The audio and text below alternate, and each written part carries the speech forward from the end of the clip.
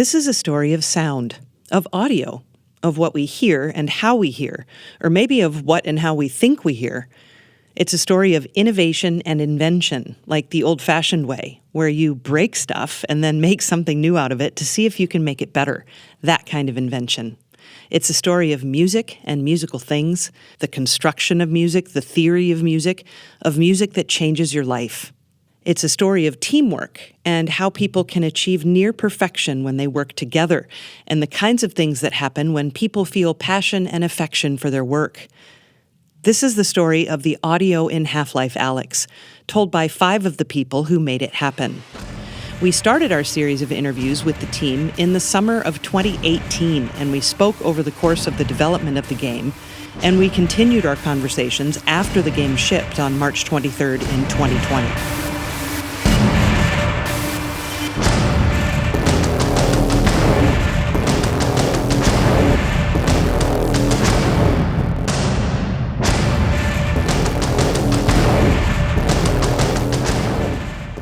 Hi, I'm Dave Feise. I'm a sound designer at Valve.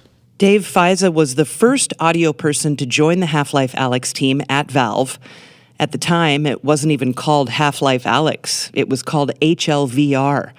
A co-worker told Dave to go talk to Robin Walker, who's worked on every Half-Life game, starting with the first in 1998.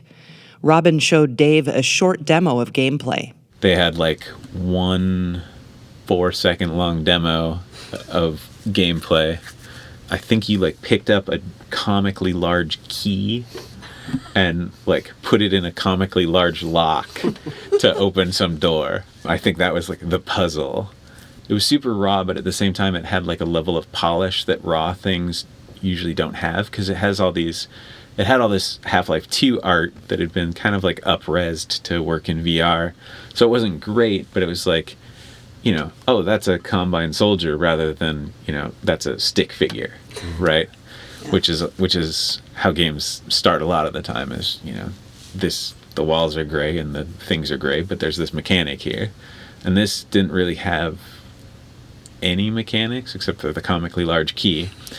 But the environment was kind of already promising. As a sound designer, Dave Feise makes incredible ambiences in games. Think about it. If you walk into your kitchen right now, you'd expect to hear certain sounds. Or if you're walking in a park or in a subway tunnel, when you're walking inside or outside in a game, you expect the same experience. If a game sounds like a real space when you're just standing there doing nothing, that goes a long way towards helping the player feel like they're part of that world. Composer Mike Morasky joined the Half-Life Alyx team after hearing some of the ambiences Dave was working on for HLVR. Mike says that in the early days, the opening of the game went through several different iterations. One of them started, you were on a train, but you were kind of on a boxcar, right? And so you couldn't see out because you're moving, but you're in VR, so you can't have stuff moving by you. And so Dave had implemented this crazy soundscape that was just zipping by you, and it was just the coolest thing I had heard. And in VR particularly, it was really spectacular. And that's when I was like, okay, I gotta work on this. It almost doesn't matter what I do. This is gonna be really neat. And really not so much because of Half-Life, but because it was VR. And then also because it is Half-Life. You'll hear more from Dave and Mike later, but there are 3 other members of the audio team to meet who played critical roles in the development of making a Half-Life VR game, like Lakulish Antani. I wouldn't have imagined that I would be writing code that shipped in a Half-Life game, ever. So that's happening. Lakulish and his business partner, Anish Chandak, invented software that makes it easier to simulate sounds in digital spaces. They created it while they were in grad school together at the University of North Carolina. Lakulish and Anish called their software Phonon. Their work caught the attention of sound designer Emily Ridgway at Valve. When we first announced Phonon, out of the blue, Emily sent me an email saying, hey, this sounds kind of cool. Would you like to come up to Valve and just demo your stuff, and we'll demo some of what we're working on? And it took me a while to convince myself that wasn't spam. Valve ended up buying Lakulish Antani's company, and Phonon became Steam Audio, a sound simulation tool for game developers. More about Steam Audio in a bit. As Lakulish mentioned, it was Emily Ridgway who sent him that email. My name is Emily Ridgway, and I work here at Valve as a sound designer / audio generalist / anything to do with audio. And she can add writer to the list. She wrote and recorded all of the Combine dialogue in Half-Life Alyx. But the coolest thing Emily did for Half-Life Alyx didn't have to do with creating audio. It had to do with how players hear audio. The Index headset is the name of Valve's version of the device that players wear on their heads to play in VR. If you look at the Index headset, you'll notice two speakers that hang down and hover next to the player's ears. Other speakers sit nestled inside headsets that either go inside your ears, like earbuds, or completely cover your ears in an attempt to block outside sound, but not the Index headset. So I was like, well, why don't we just have mini speakers, hover them off the ear, and just let the sound flow the way that you're used to hearing audio in everyday life. And then when we did that, then it was all of a sudden it was like, oh my God, I'm here in VR. And Roland Shaw, another sound designer at Valve. He'll talk about all the sounds he created for the game, including sounds for creatures and monsters.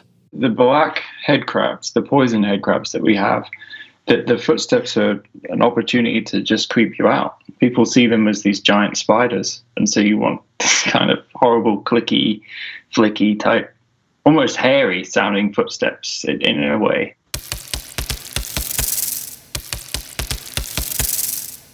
Roland also made or recorded or implemented sound for literally thousands of physics props in Half-Life Alyx. Because when you're playing VR, it's fun to try and touch stuff. When we first made a VR game, we made something called Aperture Robot Repair, where you would repair this robot in the Portal universe. And what we noticed is that people would try and pick up everything and interact with it and inspect the correct sound to come from it. So I really wanted to meet that expectation for this game. It just made sense to me that these things rattle and shake and you pick them up and you throw them. And I feel like for stuff like the clips that you load into the gun, they have the same thing on them. You're manipulating them a lot. And it sounds really cool when you like pick it up and you hear the bullet shake around and you slam it in, and that has a cool sound too. How many sounds did you make, do you know? There's like 4,000 physics sounds in the game. More from Roland shortly. But what you're listening to right now is because of composer Mike Morasky's music for Portal 2.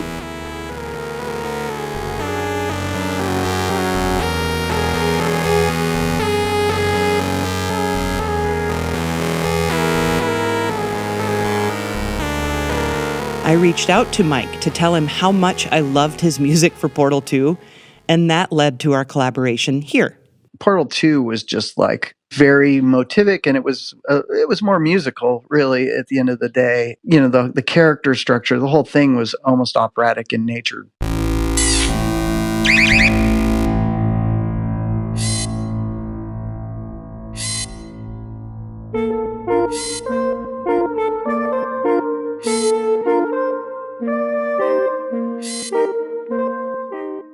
That operatic musicality of Portal 2 works perfectly in that universe, which presents itself as sterile and proper, and as this placement of human next to machine.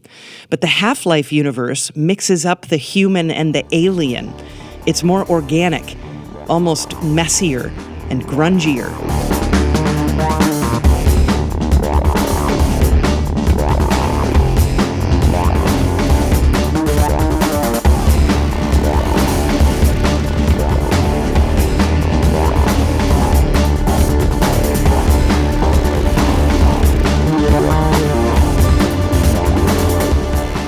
In the first Half-Life game from 1998, and every other Half-Life game until Alyx, you play as Gordon Freeman. He's a theoretical physicist who works for the Black Mesa Research Facility somewhere in the desert of New Mexico. Gordon has a colleague named Eli Vance, who ends up becoming an important character in later Half-Life games. His daughter's name is Alyx, and that's who players control in Half-Life Alyx. In the Half-Life timeline, Alyx takes place between the first game and Half-Life 2. The story goes that Gordon, as part of the Black Mesa research project, opens a portal into this, alien universe. And it lets this alien universe in, right? And so you end up with like these alien creatures and monsters and in Half-Life Alyx, flora, like all kinds of stuff from the Zen universe is now mixed, right? Combined with the human experience, right? Everything in Half-Life is sort of this mash of alien, mixed with human. When Gordon Freeman's experiment failed, opening the rift, that caught the attention of the Combine, a giant empire that exists in multiple universes and dimensions. So they come here to now pilfer from our, basically it's the Dark Forest problem. They discover us. So now they're going to come take from us. But the Combine, quote unquote Combine, their whole thing is that they steal not just resources, but they also steal concepts and creatures and things, and they combine it with their technology, which is sort of this weird 3D printing technology, and create like alternate copies. So the Combine soldiers are part human, but part like 3D printed Combine mechanics, right?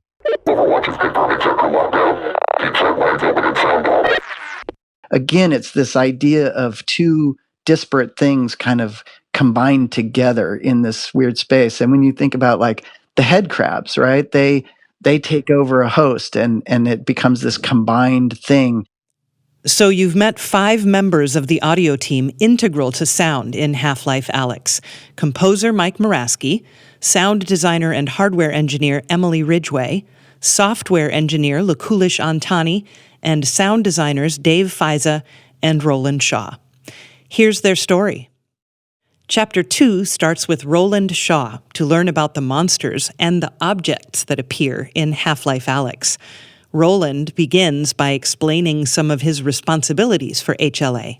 I am working on creature sounds, physics sounds, supporting those choreo scenes, the scripted sequences, some other interaction sounds they're related to the physics sounds in that they are interactions with physical objects. So fairly boring things like drawers, cabinets, lockers, and levers and things like that. And Roland loved the original headcrab sounds from the first Half-Life games, but he still needed to replace them for the new game. It took him a few tries, and he wasn't satisfied with his first attempt. So the early headcrab sounds I listened to recently, and I hate them.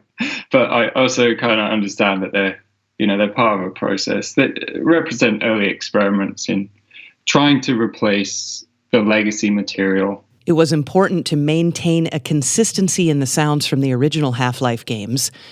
Sounds are part of the vocabulary of a game, so that when you hear this sound, no matter what Half-Life you're playing, you know what's coming. Also, it turns out that people become fond of sounds in games, whether they're scary or not.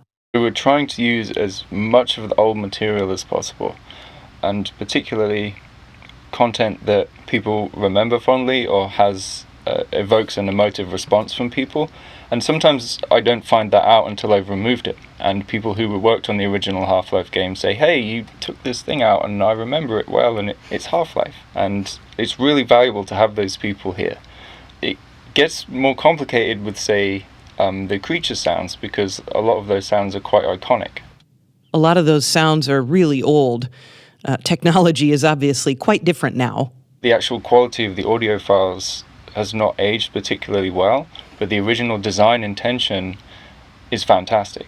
And just incredibly alien, very abstract, and often threatening without directly being aggressive. I think it's a really impressive achievement with those sounds. So I'm trying to take those, and I use various tools, plugins, use EQs and exciters, and layer those with new sounds as well. And if I get something that's kind of in that vein of alien, abstract, but not overtly like over the top, threatening and screechy, then I'll give it a try. I'll see what people say. It's a big challenge, but I don't consider myself a professional unless I do hard things, so I'm really glad I have this opportunity to work with that material.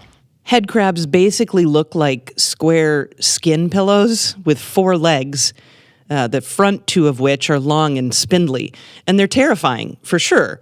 But when they're just hanging out idly, they can kind of be cute, honestly. But so early on, I was getting some feedback that some of those sounds, like the idle and grunt type sounds, were too cute and not really alien enough, which is strange because I have reacted to that feedback early on, and then right at the end of the project, someone said to me, "Oh, I wish the head crab sounded cuter." It's like, I'm with you. Head crabs launch at a human head and attach to it with their giant mouths. If a head crab jumps at you, there's this very tight fall-off sound of like a slobbering mouth that's just constantly playing as it's flying at you. So there's this horrible, like, it's a slobbering thing that comes, because that's all it is really, is this flying mouth.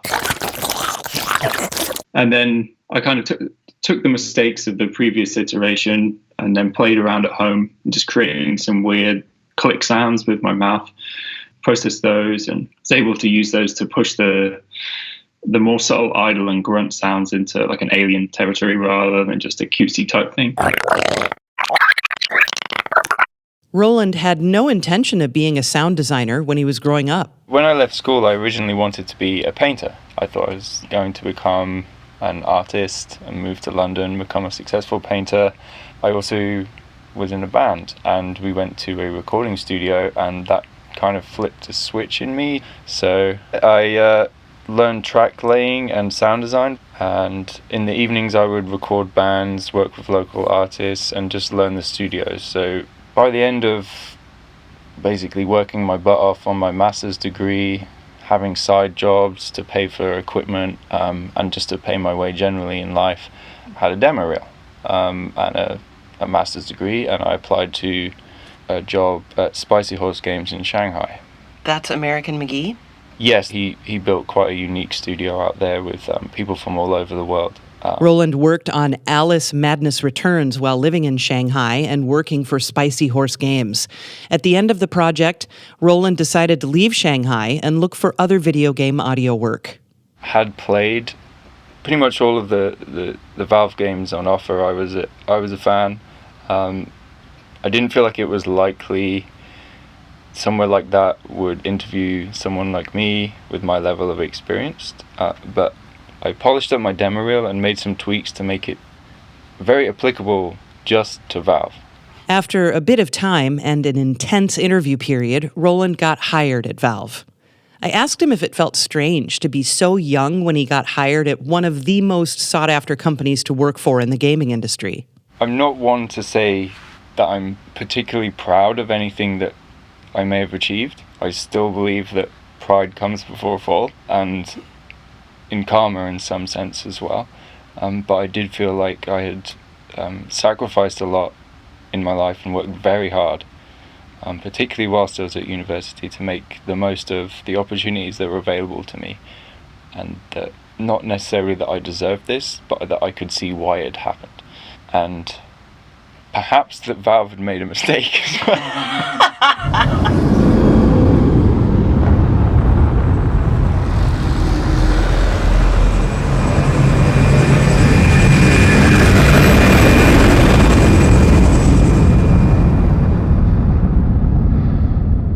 They definitely didn't.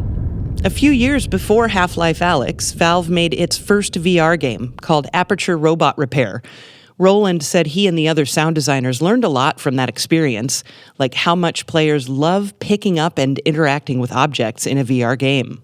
When we first made a VR game, we made Aperture Robot Repair, where you would repair this robot in the Portal universe. And what we noticed is that people would try and pick up everything and interact with it and inspect the correct sound to come from it. So I really wanted to meet that expectation for this game. It just made sense to me that these things rattle and shake and you pick them up and you throw them. And I feel like for stuff like the clips that you load into the gun, they have the same thing on them. You know, you're manipulating them a lot. And it sounds really cool when you're like pick it up and you hear the bullet shake around and you slam it in, and that has a cool sound too. How many sounds did you make? Do you know? There's like 4,000 physics sounds in the game. In addition to the 4,000 physics sounds Roland made for Half-Life Alyx, he also made sounds for monsters, the creatures of Half-Life. In the timeline of Half-Life, Half-Life Alyx takes place between the first game and Half-Life 2. Even with its place in between existing games, there are a few new monsters in Alyx. Players spend quite a bit of time in Chapter 7 trying to avoid a hulking blind zombie with excellent hearing named Jeff. Roland was responsible for all the sounds that came from Jeff, his footsteps, any sound that Jeff made from his movement, and Jeff's vocalizations.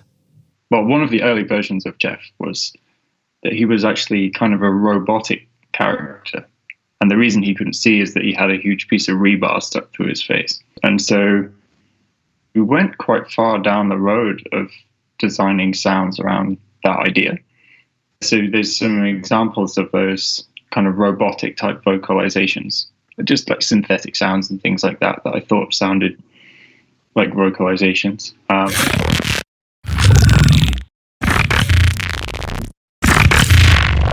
But then he decided that they wanted him to fit into the Zen environment more.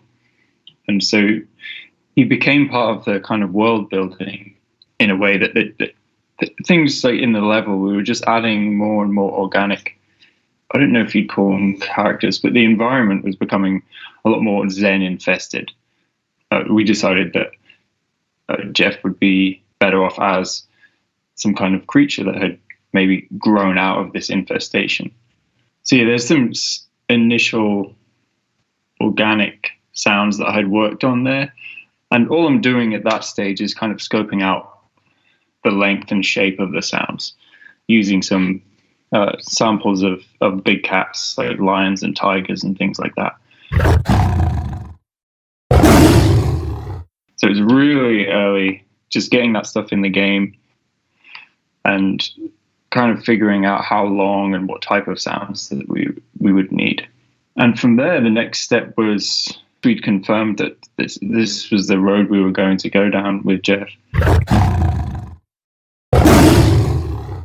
Both Roland and fellow sound designer Dave Feise are constantly making recordings in their free time. Whether they set up mics in their backyards overnight to capture planes flying over, or they take microphones underwater to capture the sounds of ocean life, for Blind Zombie Jeff, Roland ended up using some recordings of orcas, killer whales, from Dave Feise. I began experimenting with different types of animal source material. For example, pigs came into play at that point. Dave had some really good recordings of some orcas that he'd made. I used those too.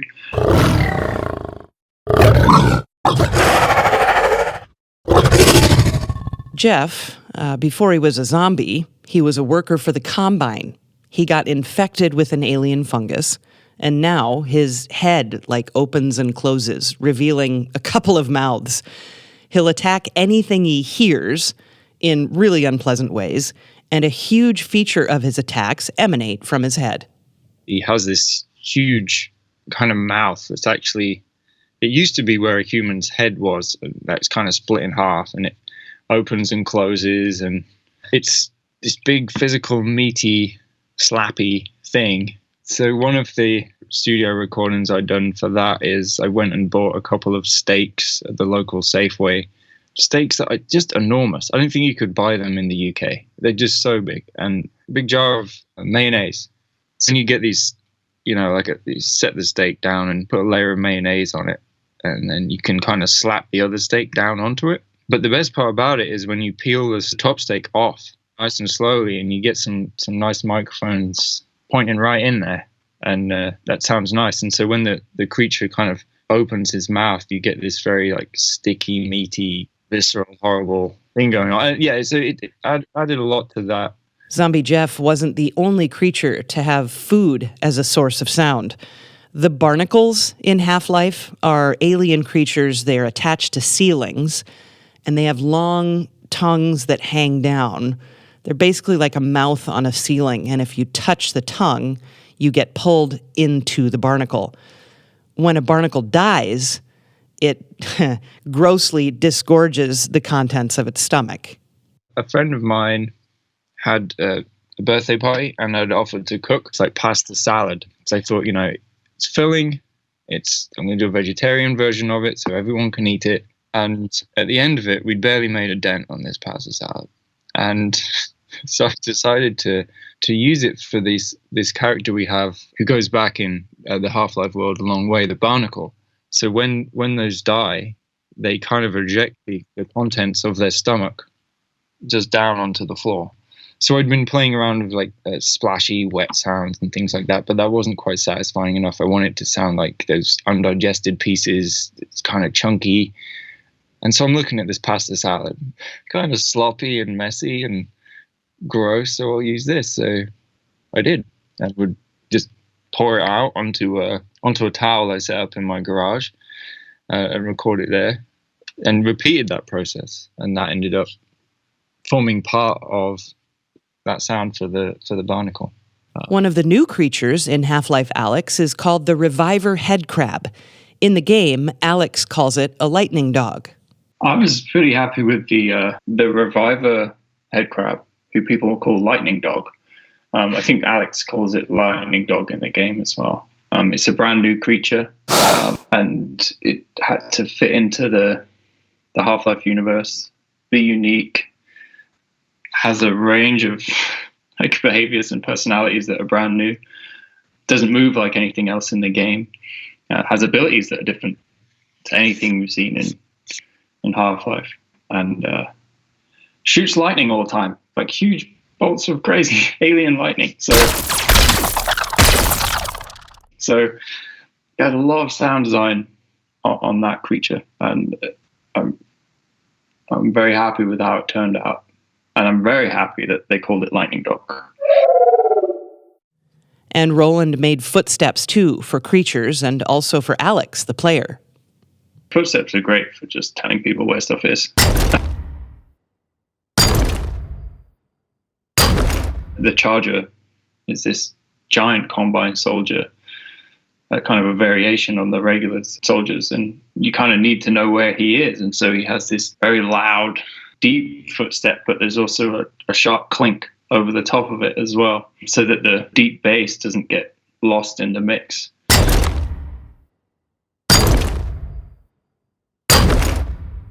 The black head crabs, the poison head crabs that we have, the footsteps are an opportunity to just creep you out. People see them as these giant spiders, and so you want this kind of horrible, clicky, flicky type, almost hairy sounding footsteps in a way. But they're very light, and that makes them seem agile. And the player footsteps as well. I ended up making those a little heavier than I normally would for a first-person game, to try and take into account the idea that it's you and not an abstraction of you. Roland worked on audio in the cutscenes, also called cinematics or choreo scenes. And just like the rest of the game, people like Roland need to decide which objects and events need to be heard by the player. The first time I see a cutscene, if I'm hearing it without dialogue, that's my primary concern, is where is the dialogue? Sound designers use special audio cues to help players understand dimensions. For instance, the sound of a pipe dropping into a deep hole. So when Alyx is trying to save her father from falling, he's hanging from some metal debris that's hanging down over an abyss, and she's trying to reach out, and the player is trying to grab him and save him. And the way it plays out is that metal piece that he's clinging to snaps with a loud sound. Alyx screams, and then after just a brief moment, you hear the sound of the metal that's fallen clanging somewhere below. You can't see it. And then you start to hear this kind of magic sound that Dave made as Eli is saved by a Vortigern. And we could have put the metal clanging sound earlier, but it would probably be lost under Alyx screaming, or you put it later, but then there's no beat before the surprise of the fact that Eli is saved. And so where it is right now kind of elongates the drama of the moment that when Eli falls comes right after when Alyx screams. And then it provides this moment of kind of disbelief as this character core to the franchise and this story seems to have been killed. It also stays out of the way of the magic effect too. So that's something where we wanted to get a sound in there, and there was actually an opportunity to add something rather than take something out. The lead designer for Half-Life Alyx, Robin Walker, gave an interview talking about the tools that Roland and his colleagues had to make the audio for HLA. There's an article from an interview that Robin Walker gave that says, like, the audio team has been given superpowers on this project with the level of control that we have. And I don't disagree with that. It's become ridiculously easy for us to create complex behaviors as we see fit. It's very easy. And it had to be as well because this is a very ambitious project. One of the superpowers the audio team at Valve has is called Steam Audio, co-invented by Lakulish Antani. In our next chapter, you'll learn about Lakulish and Steam Audio. I'm Lakulish Antani. I work on Steam Audio at Valve. Steam Audio is our spatial audio solution. So what that means is it's a set of technologies for placing sounds inside a virtual world. So if you're in VR or just in a regular game like Counter-Strike, and you have sounds that are being emitted from different places in the game, you want them to feel like they are in the game and not sort of layered on top like a soundtrack. So what spatial audio involves is figuring out where sounds are coming from, how they interact with the environment, what things occlude the sound, what things reflect sound, and sort of spatializing, positioning, and just mixing all of that to make it sound like the sound is in the space with you. So that's sort of a high-level overview of what spatial audio is, and Steam Audio is a software tool that does spatial audio. Before Steam Audio became available, game developers already could inform players about where sounds were coming from in their games. Before Steam Audio, we'd all played games where you could hear the difference between something in front of you or behind you, to your left or your right, and so on. There already were software solutions for developers to do that. Pretty much every spatial audio solution, including Steam Audio, does one thing particularly well, which is how you model positioning of sound. So if you know that a sound is coming from a particular direction relative to you, that can be modeled quite well. And everybody can do this. But Steam Audio models sound propagation. For example, if you hear a sound, like a glass of water drop to the floor behind you and to your right, how does your body physically affect how you hear that sound? A better example, think about a honeybee flying around your head and how the sound of the buzz will change as it moves around your head. At times, the buzz will seem louder in one ear than the other. The tone, the pitch, the volume of the buzz changes because of how it reverberates off of your physical body. And the other cool thing about Steam Audio is that it configures all of that in real time as players are moving through an environment. It models sound propagation. So that is the whole part where sound interacts with the environment. So occlusion, reflections, all of this simulated in real time as you play. So as things change, the sound kind of reacts to that. And it is simulated based on what you actually see. So what the designer builds into the level, that directly influences what is heard. In order to make audio sound like we expect audio to sound, Steam Audio uses something called HRTF, which stands for Head-Related Transfer Function. It's a model of how the physics of the human head affect the sounds coming into human ears. So the way people hear is when you're talking to me, the sound waves coming from you are bending around my head in different ways and reaching my ears. And the differences in how they reach my left and my right ear are used by my brain to position the sound. Okay. And so HRTFs kind of recreate that. So if I tell an HRTF, okay, make it so that the sound is coming from this particular direction, like maybe above me and to my left. So it's going to apply all of those filtering, and it's going to sort of fake it so that the sound reaching your left and your right ear is appropriately modified to fool your brain into thinking that the sound is actually above you and to the left. Steam Audio also adds physics-based reverb. Before Steam Audio, a sound designer would need to individually set reverb for each room or space in a game. So if a player walks from an outdoor courtyard into a front lobby that leads to an empty warehouse, each of those spaces would need individual attention from a sound designer in order to make those spaces sound as you would expect them to, based on their size and location. Audio designers apply digital filters to make those areas sound realistic, but Steam's physics-based reverb does that automatically. There's a feature of Steam Audio that's called physics-based reverb.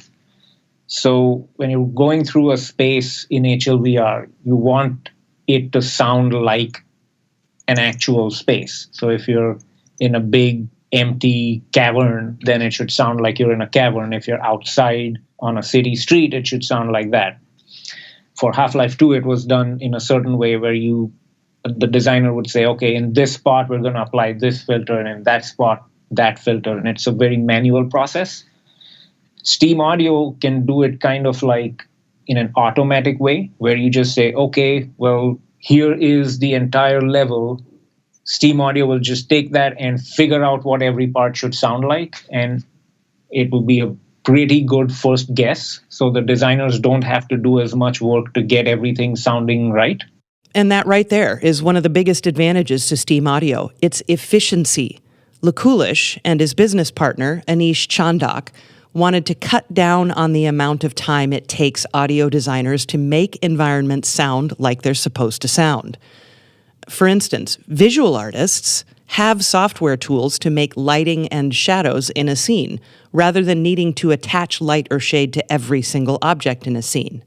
When you're doing the visual effects and the lighting for a game level, you just say, okay, here are my lights, just figure out where the shadows are and all that kind of stuff. So our philosophy in this is basically to bring the same workflow to sound and to environmental effects for sound that the visual artists have.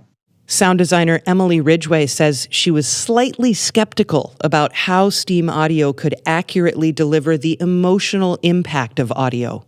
I think me and the rest of the audio team, especially the creative side of the audio team, were pretty skeptical that accurately physical modeled reverb was what we kind of wanted. We didn't doubt for a second that it would be possible because of the engineers that work on it, and Anish and Lakulish.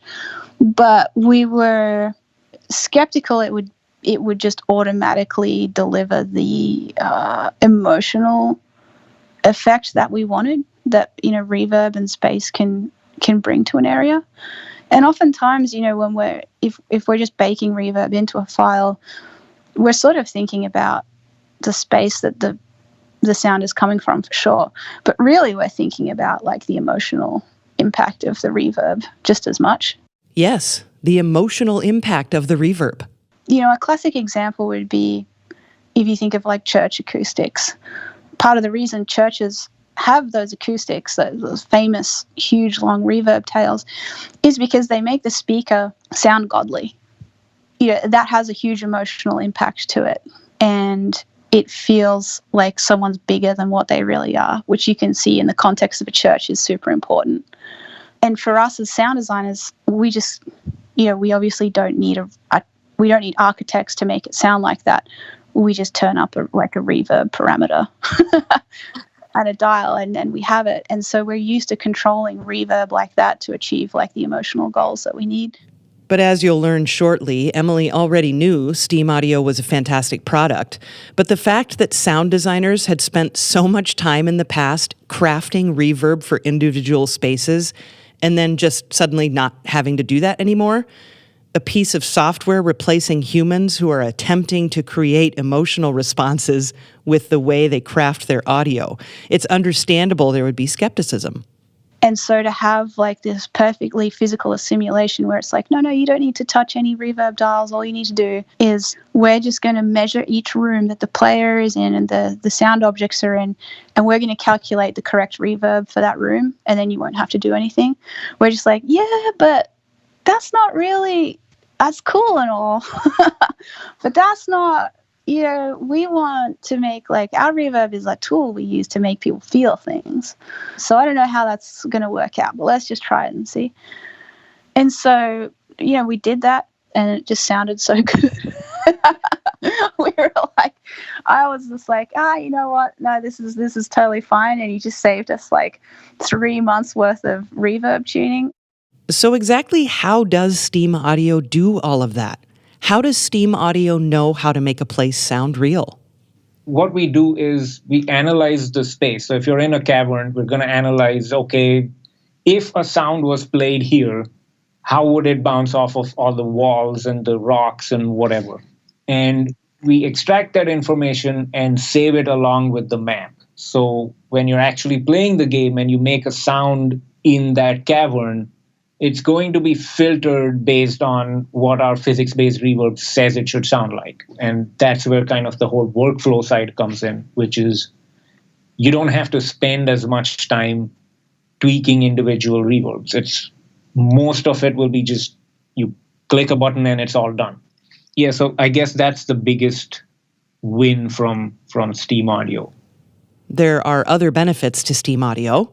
Basically, you get a lot of smooth variations. So as you walk from inside the cavern to outside, that variation of how the spaces sound will be smooth and it'll be automatic.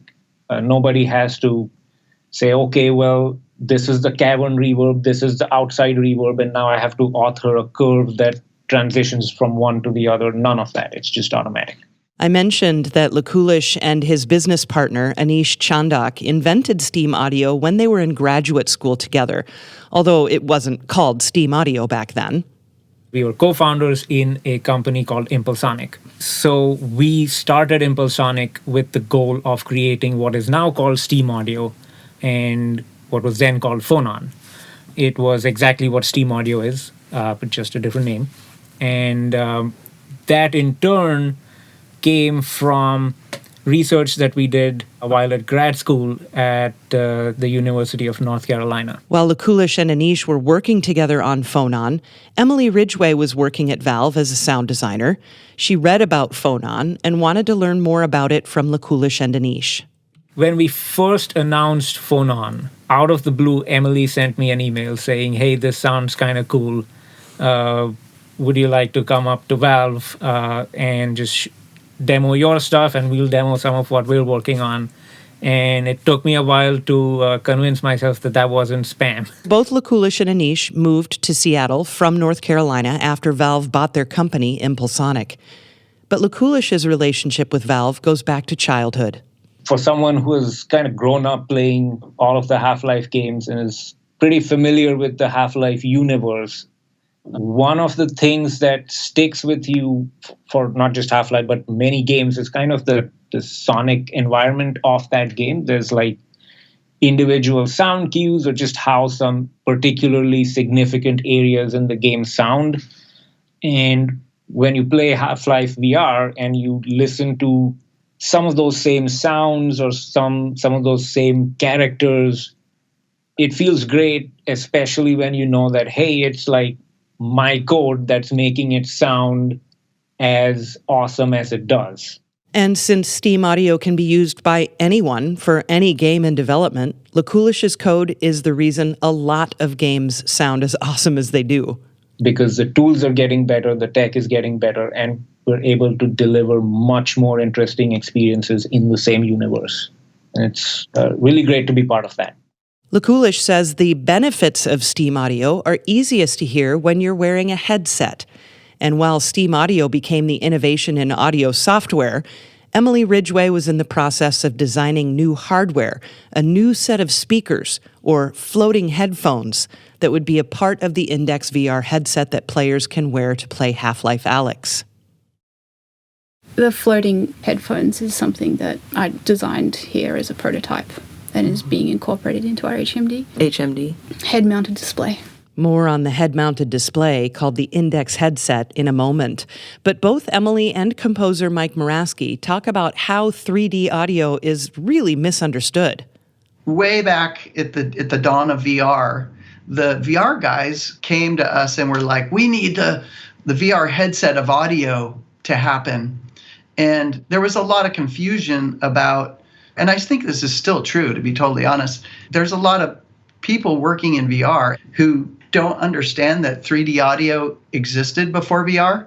Speakers and headsets have existed for decades that simulate the placement of sounds so that listeners think sound is coming from a specific location. It was really frustrating for me when I joined the VR team here at Valve, and there are a bunch of like super smart people on the team here, obviously working on VR software aspects and hardware aspects alike. And they would come to me with this amazing revelation that they'd had, that finally we get to do 3D, quote unquote, 3D audio. This was like in 2014. And I'm just, as someone who's specialized in 3D audio their entire career, having someone come up to you and say like, hey, guess what? I just discovered we can finally do 3D audio now in VR. I'm just like, all right, let's have a seat. I got a bit of backstory to fill you in on. We're going to go back to 1994 and we're going to load up Quake and we're going to do this from the start. It's been around. It's a video game thing, right? Like we've been doing 3D audio for a long time. It's just suddenly there's kind of a higher requirement for high resolution spatialization. And so all of a sudden we have all these people coming at us like saying, we need this, we need that. And so Emily and I spent a whole bunch of time listening to different demos and talking to different companies and kind of just getting to the bottom of like, what is 3D audio and whatnot. It actually became a really good thing because it was forcing people that had never thought about sound before in an immersive context to start thinking about sound. So I stopped getting annoyed at everyone and kind of got behind it and embraced their curiosity in 3D audio. And also was like, okay, it's really great to have the support of your team when you're working on a thing. And so if I was saying, I'm working on 3D audio, I'm evaluating all these binaural renderers for use in our VR applications, the VR team at least would be super excited about that. Discussions and misunderstandings about 3D audio aside, headphones have never been perfect. Stereo and surround headphones that cover your ears are doing a lot of simulating of sound to make things sound real. Simulating sounds that are cut off from ear to ear. And Emily wanted to make all of that better, which led to the creation of a new piece of hardware, a set of speakers that float alongside the VR Index headset. They don't touch the player's ears. They hang right next to them, unlike any other headset before it. Designed, prototyped, and invented by Emily, even though she never set out to create new hardware. I wasn't even thinking in the domain of hardware or software. I was just thinking like, what is the dream? What is the dream of immersive audio? And what does it mean to be immersed in audio? What should that feel like? Like, have I ever felt like that? And have I ever been immersed in audio in my life? I mean, what's the closest I've ever come to that? Emily was able to remember an experience she had when she was a teenager. I used to do this thing when I was like 13, 14, where I would take my parents' ghetto blaster / hi-fi sound system in like, I don't know, 1995, 1996, whatever. And I would turn the speakers in to face each other and then just like lie in the middle. And I just have that memory of just being like, oh my God, this is so much better, because now it feels like I'm on the stage with the band as opposed to I'm in the audience listening to the band, which is how, stereo speakers present themselves in a like homeroom, home hi-fi sort of setup. I remember being really excited by that back then as a kid, of just being like, yeah, this sounds great. And it sounds different than headphones do. Emily thought of a really cheap and easy way to test if she remembered correctly, if audio really would sound better if there weren't headphones surrounding and touching someone's ears. Yeah, I immediately went to Officeworks and bought a $10 pair of quote-unquote flat panel speakers and mounted them to the side of a skateboard helmet. She took a couple of pens, ink pens, taped them to the side of the helmet, plugged them in, and heard right away that she was right. This was how the world should hear Half-Life Alyx. Well, really, all audio.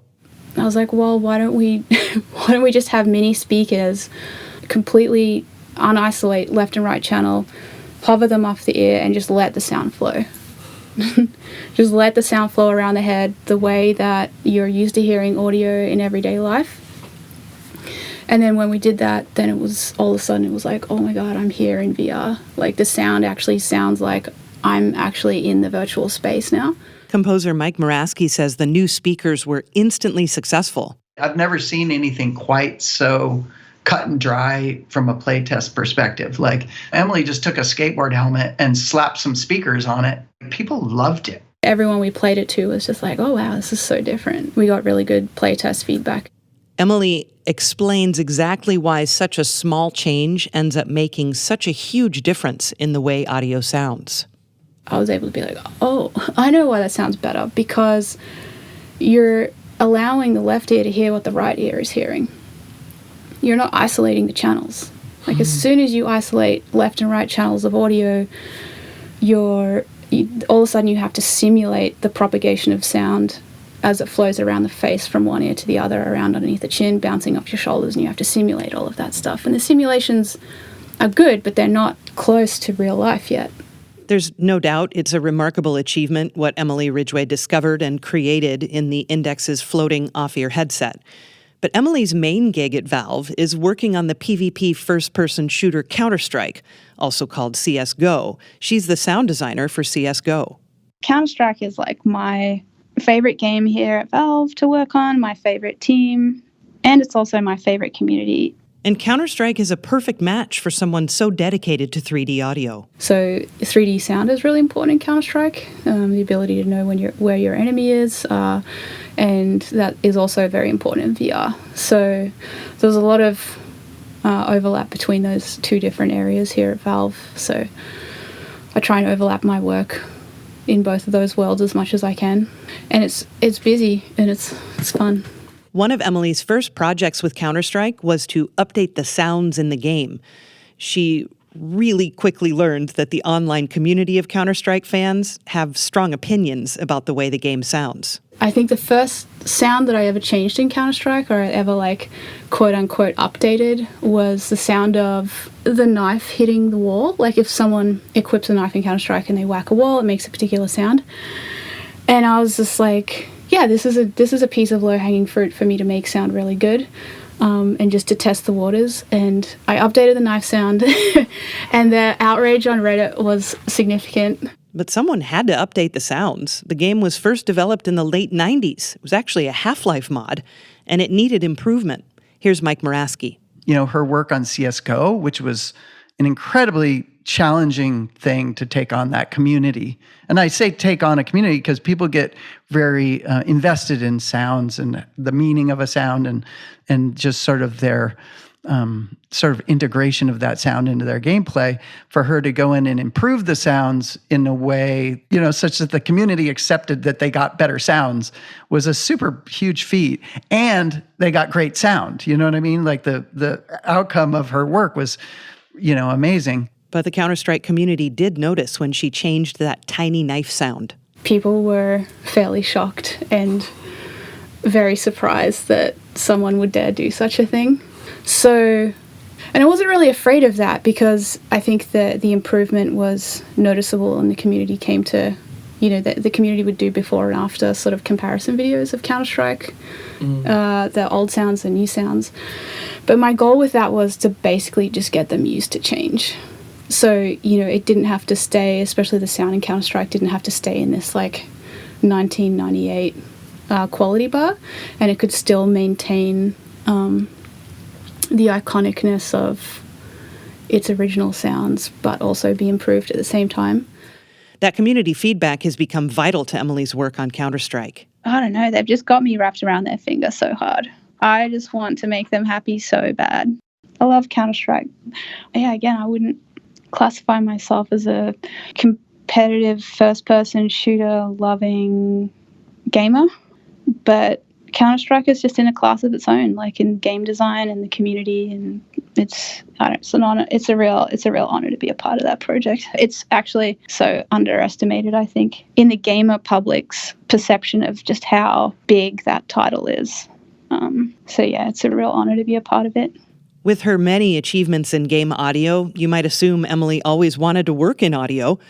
But just like Roland Shaw and his initial desire to be a painter, Emily also had different aspirations when she went to university in Australia.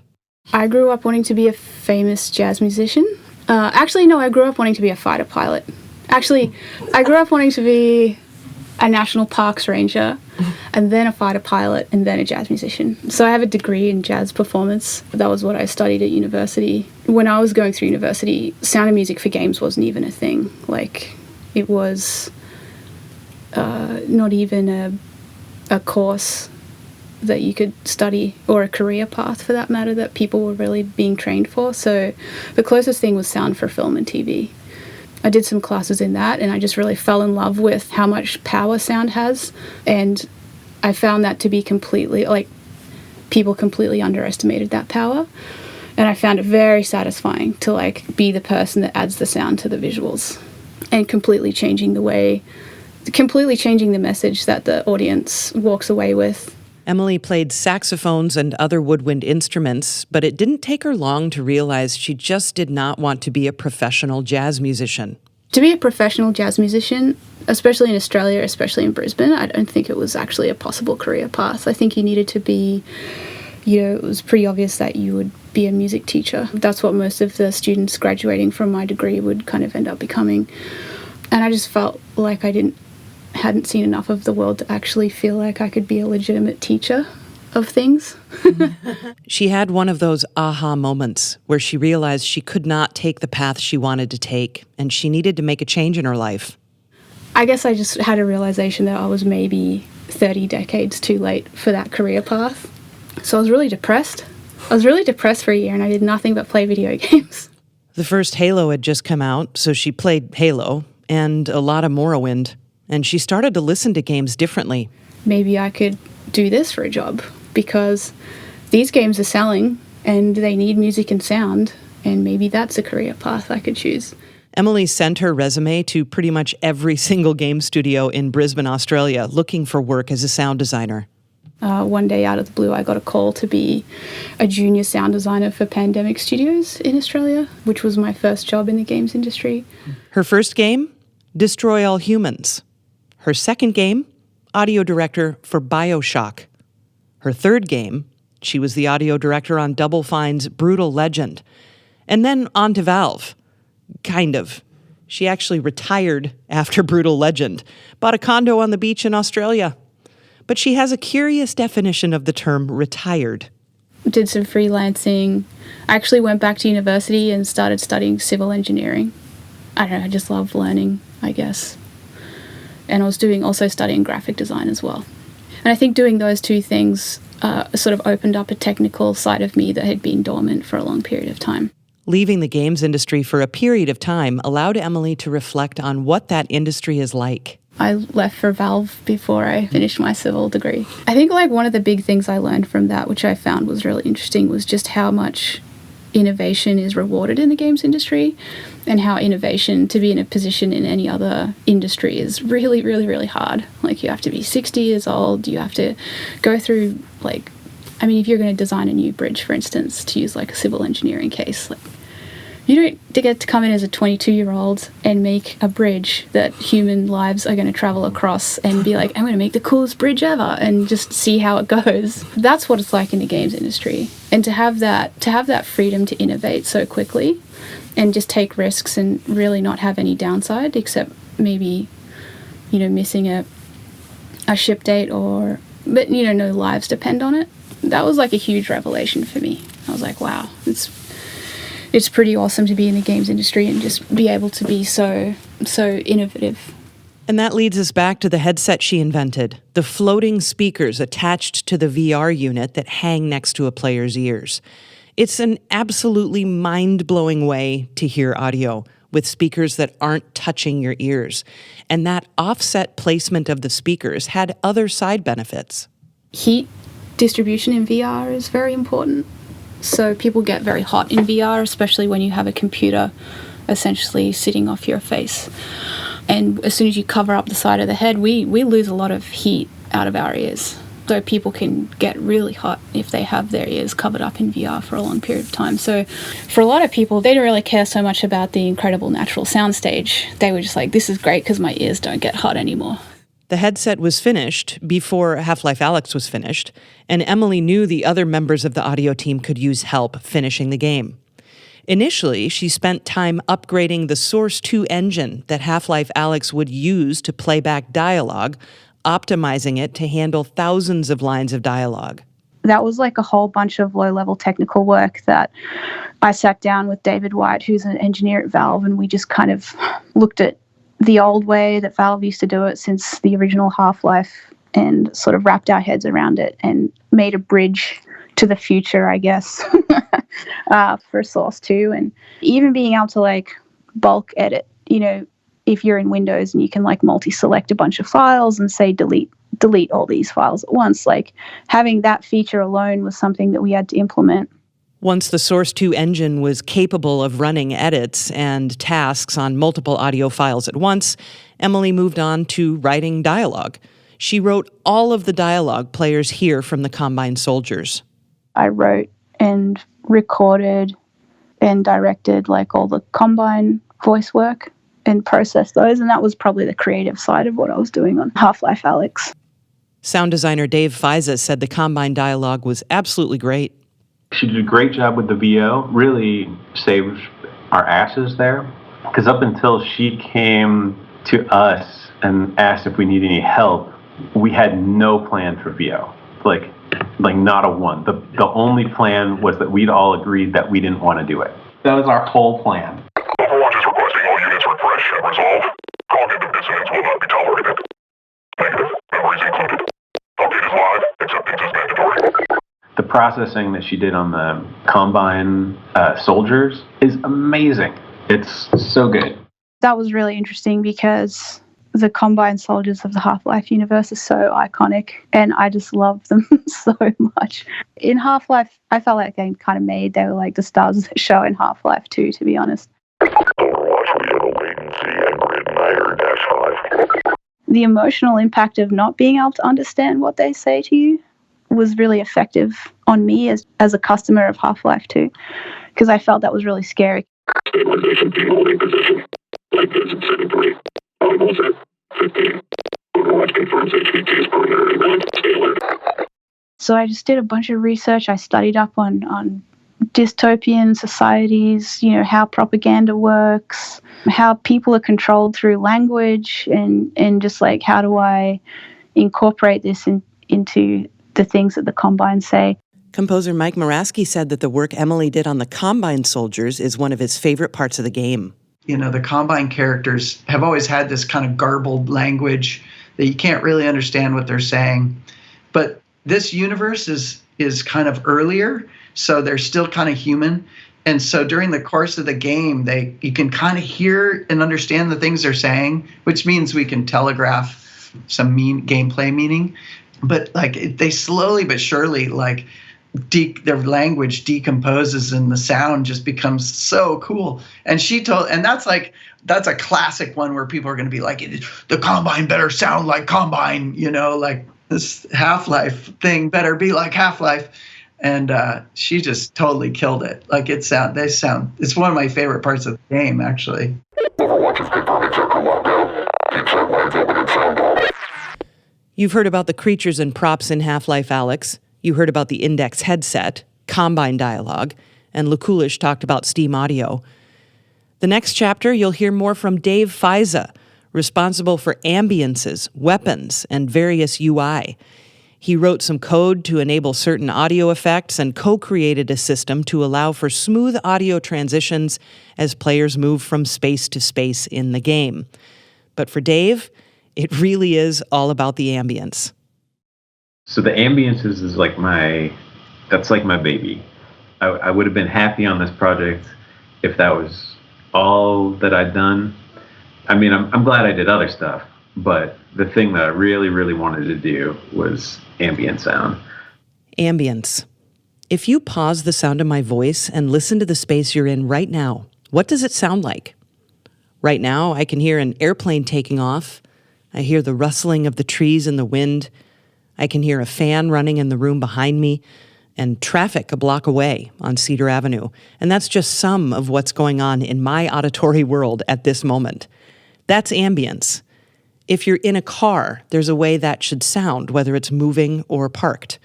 A kitchen at home sounds way different than a kitchen in a restaurant. What does an empty baseball field sound like? How about when it's full? Ambient audio is an integral part of simulating reality, particularly in VR games, and it's Dave's favorite thing to do. If a game sounds like a real space when you're just standing there doing nothing, that goes a long way towards helping the player feel like they're part of that world. And if you're trying to make a space sound real, there are small details sound designers can add to heighten the player's awareness, whether conscious or subconscious, of the space. When I'm making environmental sounds, if I know it's just going to be like a sound in a gymnasium, right? If I'm not going to reuse that sound somewhere else, but if it's just always going to be in that gymnasium, I like to make small sort of like percussive sounds that I can run through some reverb processing so that mostly what you get is the sound of the space, right? So like some pebbles dropping on the floor is a good example, right? It doesn't make a lot of sound by itself, but it kind of reverberates off the walls. You get a feel for how it sounds. And so kind of like painting the picture of that space. And those kinds of details work really well in areas that are, well, real. But as Alyx progresses through the game, she's approaching an area that is decidedly more alien. She's approaching an area called the Vault, which has a lot of alien energy and power around it. Dave wanted to reflect that transition from human to alien with the ambient sounds that surround Alyx. The ambience starts off early in the game sounding very literal. It's very diegetic. Everything that you hear comes from something that feels real. And then as you go through the game, get closer to the wackiness of the vault, there's more non-diegetic sound. The sounds that are coming from the world are affected in some way and they sound weird. And just generally, it sort of mirrors that you're getting closer to the vault, this source of like all this craziness. The outside world in Half-Life Alyx is desolate, kind of wastelandy.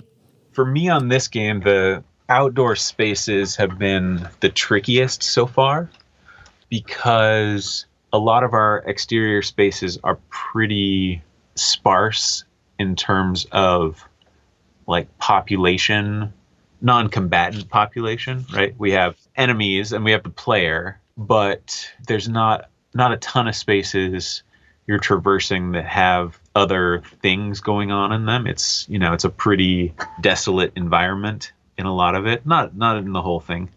And so a lot of the stuff that I would sort of lean towards for an exterior space with regards to like, oh, you can hear, you know, distant car or distant plane or, you know, faint people on the street talking, that kind of stuff doesn't necessarily work here.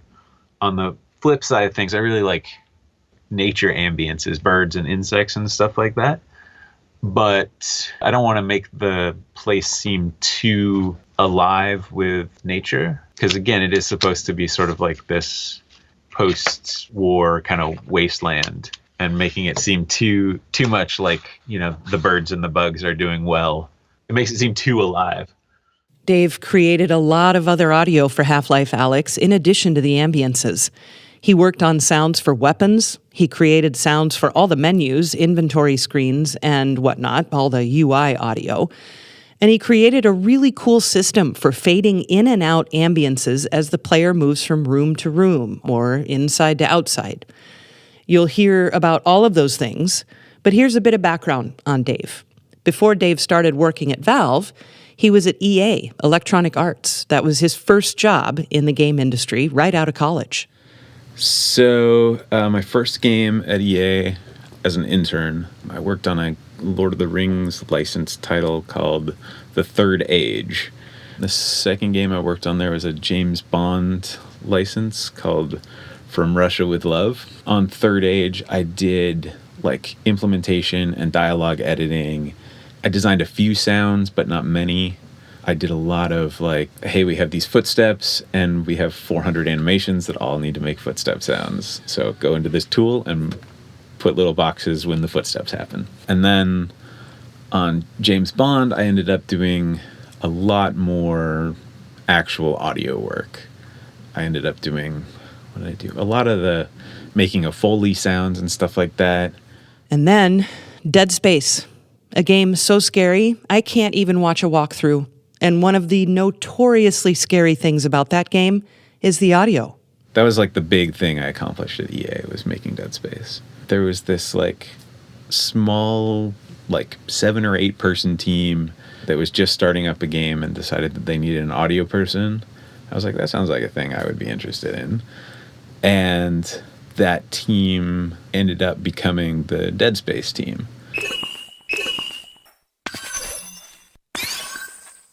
That tiny little audio that you just heard, that's audio that plays as you move around and select in the pause menu of Half-Life Alyx. These are UI sounds, or user interface sounds. Dave made them, and he also made the sounds for the weapon selector, the inventory. All those kinds of little sounds where you want it to do something, but you don't want it to be annoying. For UI stuff especially, I mean, it's kind of true for everything, but for UI stuff especially, I really want to find like constraints for myself. And usually the constraint for a set of UI sounds for me is an instrument or a sound source. So like all the UI sounds for Dead Space were done with that blue synthesizer there, the Korg MS-2000R, which is not an amazing synth, but it's a fine one, but it has like a sound. And so when I start off to do UI sounds, I'll start with like, oh, this is a plugin that's really been interesting me lately, or this is a synthesizer that I really like and that I haven't really been doing much with lately, or I did all the UI sounds for Left 4 Dead 2, and those are all based off of a mechanical typewriter. So the first thing I do is try to identify like those kinds of constraints. What am I going to use as sort of my palette for this? Players hear these sounds thousands of times while managing inventory, navigating pause menus, changing weapons or throwables. There are dozens of reasons to need menus in games, and those sounds are heard often. Dave recognizes the importance of UI sounds, but also understands how kind of tiny they are. My initial impulse is to make every sound like a masterpiece of sound. You know, that's like my personality type is I want this rollover sound to be my magnum opus rollover sound. And everybody who hears it will identify rolling over this menu item with this sound. And it will be so for all eternity. But really a lot of times what you need is like a small little click. Dave prefers it if his UI sounds are tonal, meaning his sounds will be familiar within some sort of structure of Western classical music based on whole tones and halftones in patterns that are understandable and or pleasing to the ear. Almost everything that I do has some sort of tonality to it. It's not 100% of the things, but I generally will make sounds that have tonality to them. Even the ambiences? Or are we strictly still talking about objects here? Even ambient stuff, I'm very inclined towards making things have tone, making like room tones tonal, right? And not all the time, you know, but generally in life, I like when I like hear a sound or I'm like in a space and the space itself has like a resonance that makes me think of like a melody in my head. And so I like to try and sort of evoke that feeling when I'm doing like soundscape stuff. Again, it's not always the right call, but it's a thing I definitely aim for on a pretty consistent basis. So Dave also worked on audio for the weapons in Half-Life Alyx, and just like so much in the Half-Life universe, the weapons are a mixture of human and alien technologies. All the weapons are at least in part based on stolen Combine tech. And so there is, to each one of them, there is an element of alien technology. So all the gun sounds have real gun recordings at the root of them. And then they all have some element of synthesizer in there as well to sort of weird them up a little bit. I asked Dave if they went out and made any recordings of guns to use for the game. We did not do a weapon recording session for this. I've tried to record weapons a few times on my own. So I have a few things in my library that I like, but for this project, since it's not really a gun game, it didn't seem like a good expense to, really shell out for the armor and the guy who specializes in recording guns, because it's hard. Guns are a really hard thing to record. Guns are hard because they're so loud. The sound for a gun does not exist in isolation. It's too loud of a thing for you to kind of just hear what a gun sounds like. And it's not interesting anyway, right? It's just sort of a pop. You play a game that has like a big belt-fed machine gun, and you hear a lot of like really chunky kind of metal on metal things happening, which is not really a reflection of reality, but it sounds really cool, which is all that matters. Dave also came up with a program to create smooth transitions from space to space. Like if you enter a house from the outside through a door, as you come inside, and as you close the door, the sounds from outside will fade away, just like the sounds from inside the home start to become audible. He calls it the ambient system, and he was originally inspired to make the ambient system when Valve was located in a different building than their current spot. When we're still at the other building, and right next to the lunchroom was our internal stairwell, which connected the other floors of the company. And so my office was on the top floor that we had, and the lunchroom was several floors down from that. When it used to be lunchtime, that lunchroom was really, really loud, and I didn't particularly care to eat there most of the time.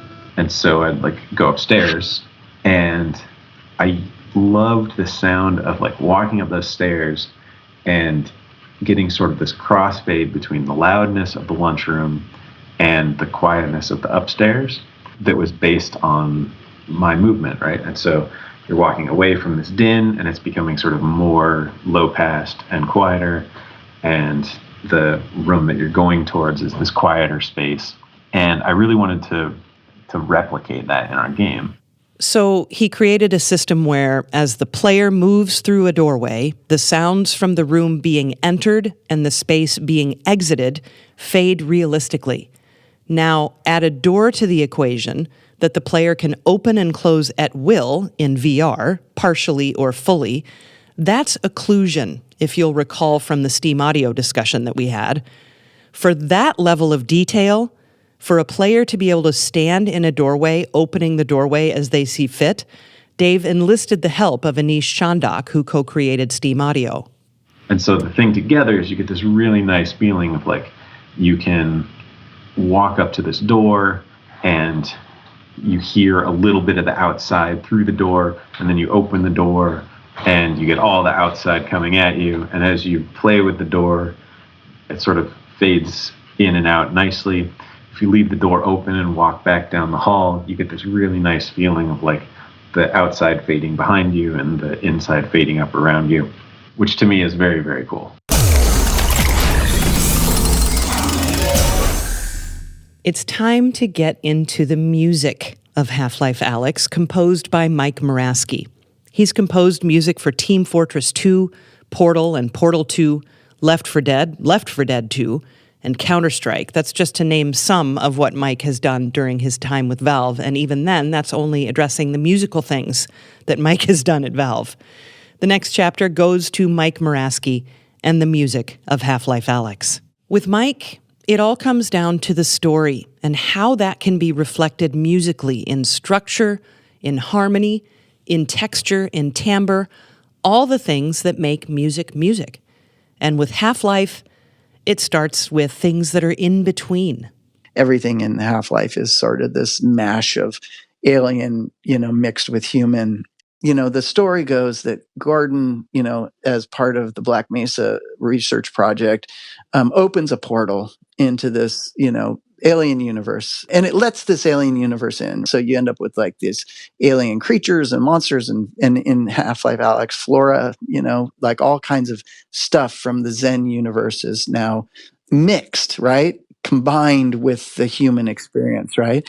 And then that triggers the Combine, this other alien species, like notices that thing, and they go, "Oh, this place is advanced enough." It draws their attention, so now they're going to come take from us. But the Combine, quote unquote Combine, their whole thing is that they steal not just resources, but they also steal concepts and creatures and things, and they combine it with their technology, which is sort of this weird 3D printing technology, and create like alternate copies.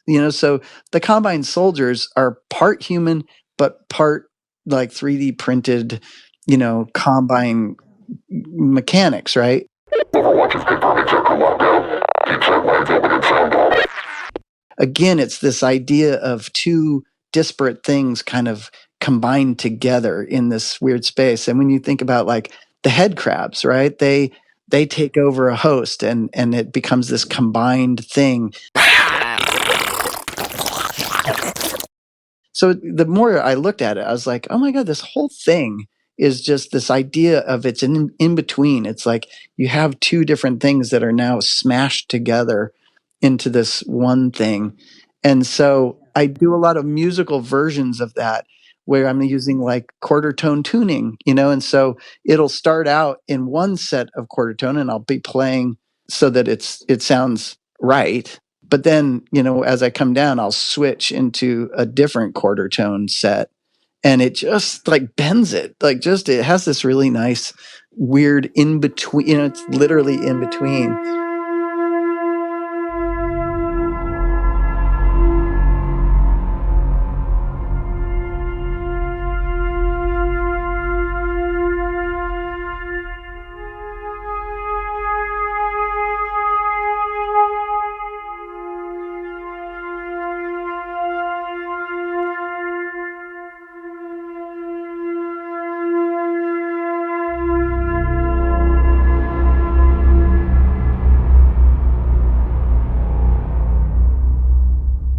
So if you listen, it'll sound like it's out of tune, but really what it's doing is it's playing with in-between spaces.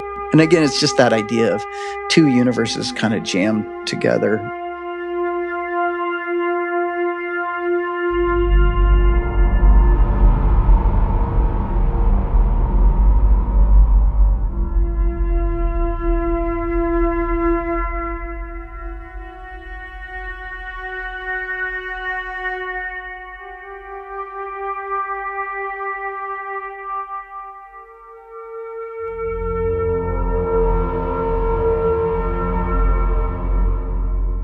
Mike's been at Valve for more than 15 years, and he's composed for a lot of Valve games, but not Half-Life. The composer on the first Half-Life, Half-Life 2, and the 2 episodes was Kelly Bailey. Kelly's music from the previous games set the precedent for what Half-Life music sounds like. I kind of have made this mental list of the key elements that go into a Half-Life score. And melody is a really small part of it. And even if it does happen, it's usually superseded or whatever, like by the idea that nothing really repeats. And so there might be a melody, but it's going to happen briefly and it's going to happen once. And the underlying harmony might not even A, be there, or B, like repeat either, right? So other than a handful of pieces, there really wasn't much cinematic vocabulary, right? Like strings or horns or brass, I should say, or any of that kind of thing. A little bit of echoey piano, a la Alien or whatever, right? Also, the early Half-Life scores didn't have a ton of strings or brass or really cinematic orchestral moments. The inspiration for those Half-Life games came from modern music. If you listen to the Half-Life music and circa 2000, it's going to be, probably crystal. Everybody says more gothy. I hear Prodigy, a lot of those sort of big beat bands, for lack of a better term, Chemical Brothers, right? So loopy, real drums that are looping, and then kind of pulsy, subtractive synths with lots of filters, and then real instruments like guitars and a lot of distortion. Here's some of Kelly Bailey's music from Half-Life 2 called Apprehension and Evasion.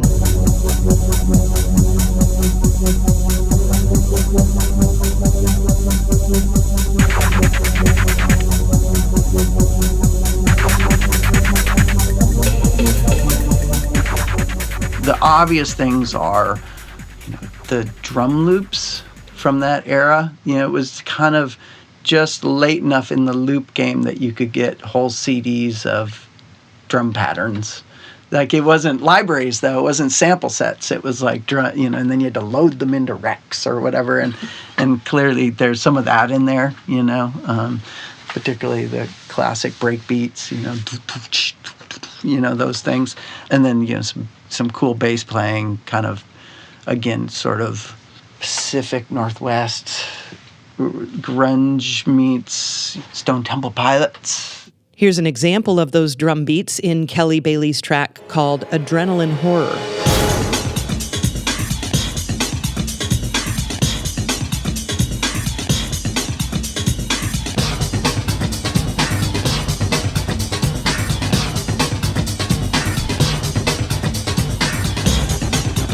But then, like, the big ones, though, for me are, and I think always the most interesting stuff, is the kind of ambient abstract pieces that are really electronic and really slow, which is actually a really kind of tricky thing to do, where it's like some, pad that's just sweeping super slow.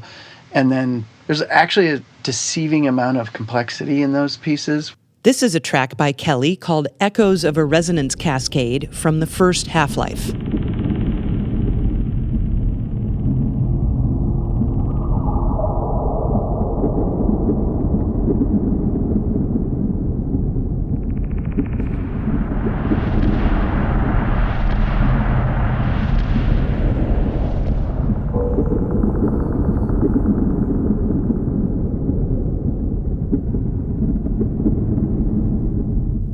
Mike still wanted to try out some different musical ideas and run them by colleagues before he made any final decisions about what he'd compose for Half-Life Alyx.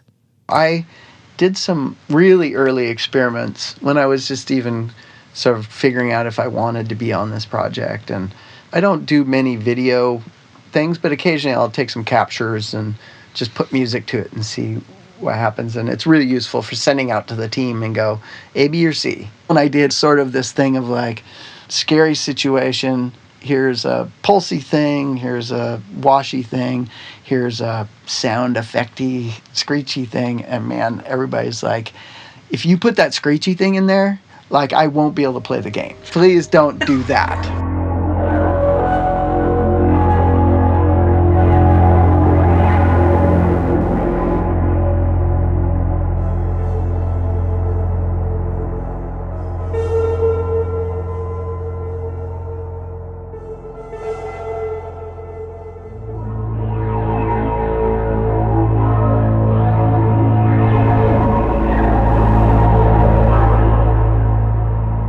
VR's scary. And so I don't know how much additional fear I should be adding, musically speaking. That's kind of why I want to have these things that maybe add stress or add abstraction, but not horror.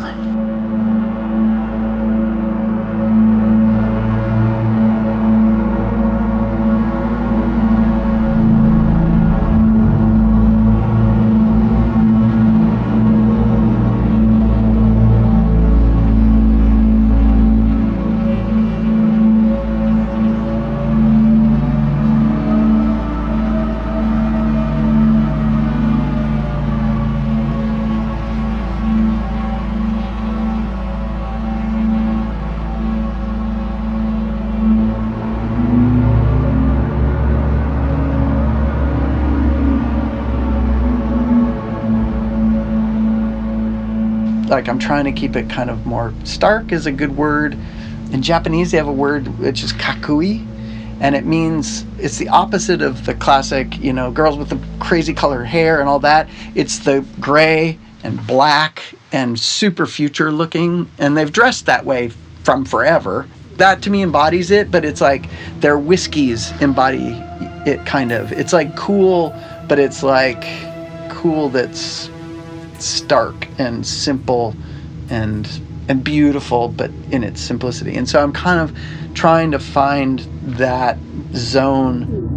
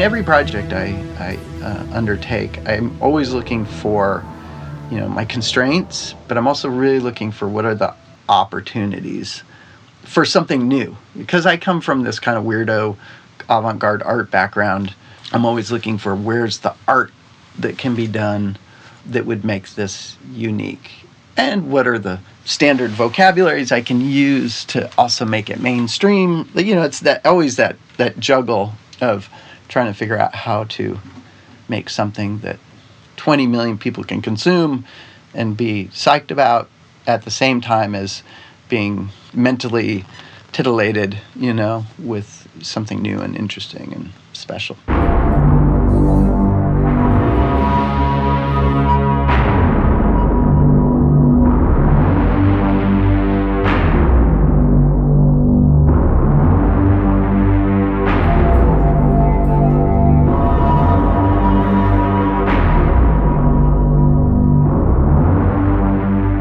You'll hear more about individual tracks from Half-Life Alyx, some in fairly deep detail, like the music for the Lightning Dogs, the music for the blind zombie, Jeff, the quarantine zone, the end vault scenes, and of course, more about Mike's musical philosophy about the Half-Life universe. But Mike's background, as he just mentioned, it's unusual. It's full of avant-garde art and music, and also a lifelong love of computers, coding, programming, graphic design, and animation. He grew up in Bozeman, Montana, where his dad was a professor at Montana State University. Mike started playing instruments and making music when he was young. I started playing music when I was really little, but I was just not disciplined. My parents didn't really understand who to put me with in terms of instructors and whatnot. They just bought me instruments. Like I had a drum set when I was 6. We had a piano. I had a guitar that I tuned too high because I was probably 4 or 5 and the neck broke. But I kept that guitar. Interestingly, I kept that guitar until, you know, maybe 10 years ago and played it on albums by bending the neck and, you know, banging on the strings. So they're going, but, you know, so it wasn't until I was, you know, a young teenager that I was exposed to someone being an actual musician, like not just having instruments without any instruction. And then he just got really good at guitar. You know, I grew up in Montana in the 70s. So, you know, the first thing that any guitar player would learn would be, you know, AC/DC, Led Zeppelin, you name it, all the sort of classic rock stuff. Technically speaking, I guess I'm a boomer, but really I'm like right at the front edge of Gen X. And so punk rock was like a life-changing event in my youth. He played in bands in high school, punk bands, a new wave cover band. Then he graduated from high school early. He immediately enrolled at Montana State University to study classical guitar, music theory, composition, and counterpoint. For a bit, anyway. He ended up moving to Japan for a short time when he was 18 or so, and immediately got involved in the avant-garde music scene. But even then, he didn't stay in Tokyo long and moved back to the States. When I came back, it was, the early mid 80s, and all kinds of underground music was happening. Butthole Surfers and all of the SST bands, and the underground touring networks were sort of just turning on because of, more SST, sort of Black Flag, and ended up moving with my oldest friend and collaborator, Dale Flatham, to Colorado. And we were, toying with all kinds of different weird art band stuff.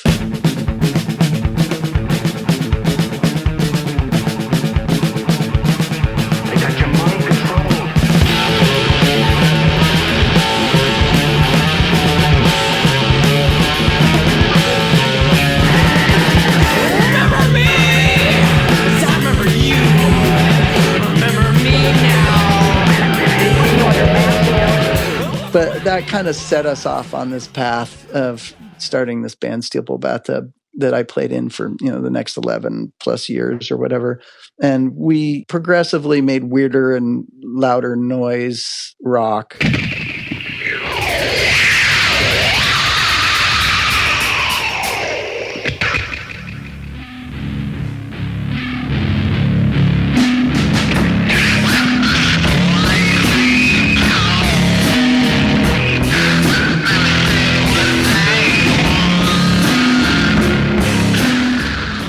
We made, 5 or 6 albums, toured the world many times. And, the United States, I can't even imagine how many laps we did of the United States. Because it was, again, this wonderful period in music where you just get in a van and you go, and there was this brand new network of places to play.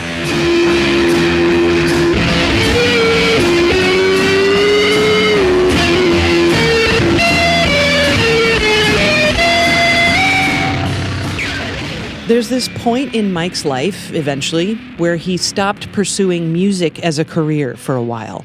And he did visual effects on a few major Hollywood films, like 2 Matrix films and the first Lord of the Rings film, The Fellowship of the Ring. He did visual effects for about a decade before coming to Valve. I was always into computers. On tour, touring, you spend a long time driving. And I would just read, I read every Henry Miller book. I read every possible piece of fiction on tour. And then eventually I started reading computer manuals, just because you spend so much time driving. And I just saw that it was the future of production. It was going to be how music was made. Because of the unique structure of Valve as a company, Mike can use his knowledge of coding, animation, graphic design, however he chooses, even though he's quote-unquote a composer at Valve. Valve really works for me in that regard too, that, the thing I'm working on now, which I can't really talk about, but, I'm spending more time investigating our animation systems and I write a lot of our tools and, I can mix things up so that if I get burnt out on the music or whatever aspect of the project that I'm working on, I can switch to something else.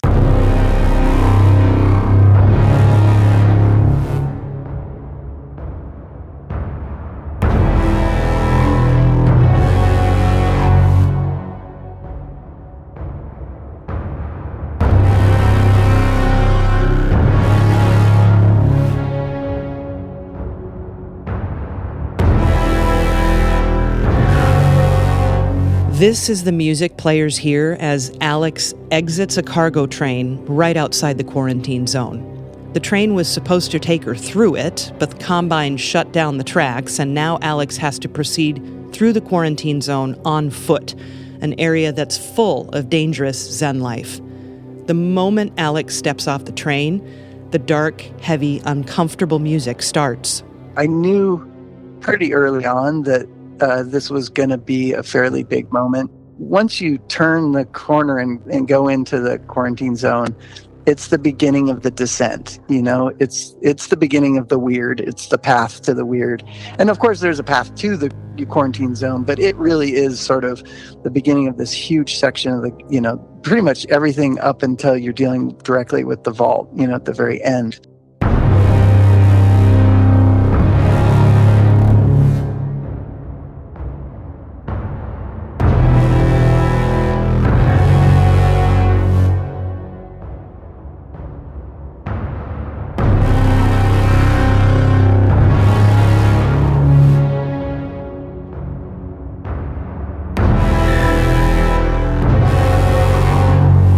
It's this young woman who is going from, sort of this underground heist kind of related life where they're messing with the Combine and stealing things and whatnot, but, it's not quite so serious. Whereas, she's about to go into the quarantine zone where it's going to get really dark and really serious.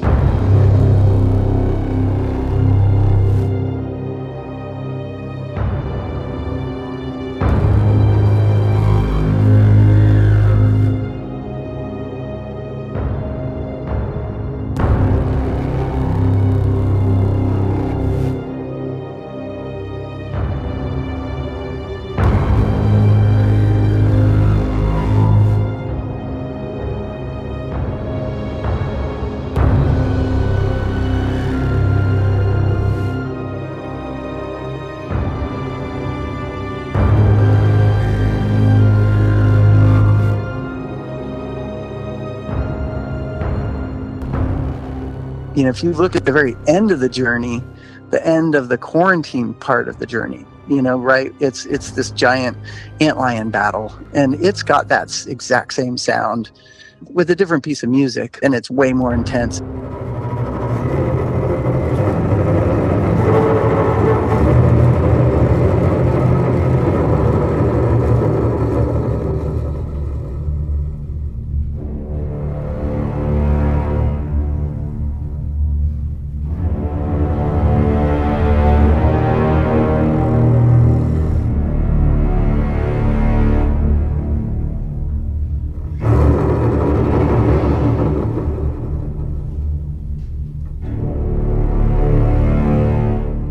And it's sort of like these two bookends to the journey through the quarantine zone, and dealing with the Zen monsters and the, all of those sorts of things that come from that journey.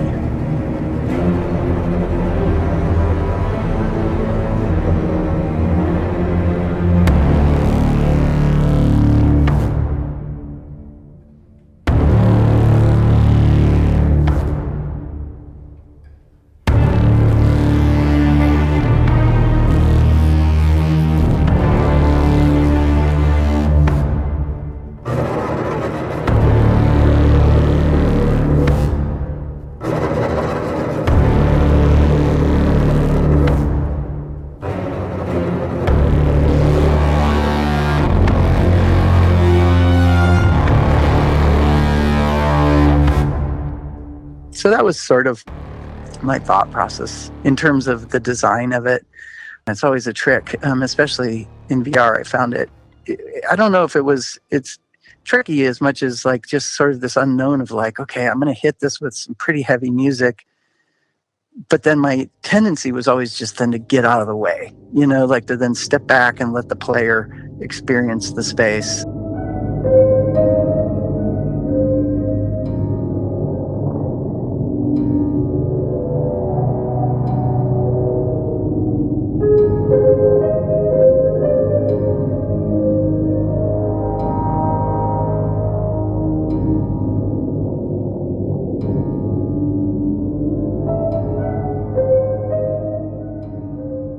That's where it sort of then dips into these, kind of swelling chords that are both synthetic and acoustic, and let it sort of more gently just say, hey, this is dark and it's sad. It's like a loss of innocence, here we go.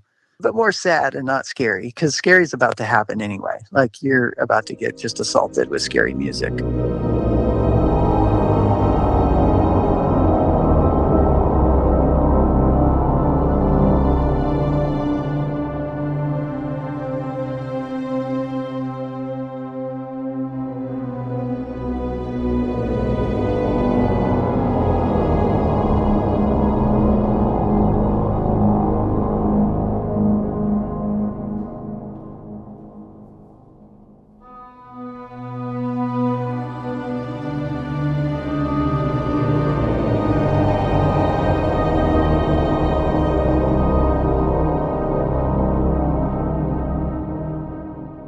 Mike came up with a scale to use in Half-Life Alyx. It's a mirrored scale, or a palindrome.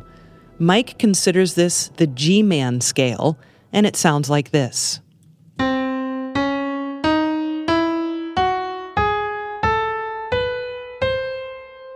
And while there's very little repetition of melody in the Half-Life Alyx score, that scale and fragments of it, you hear it everywhere.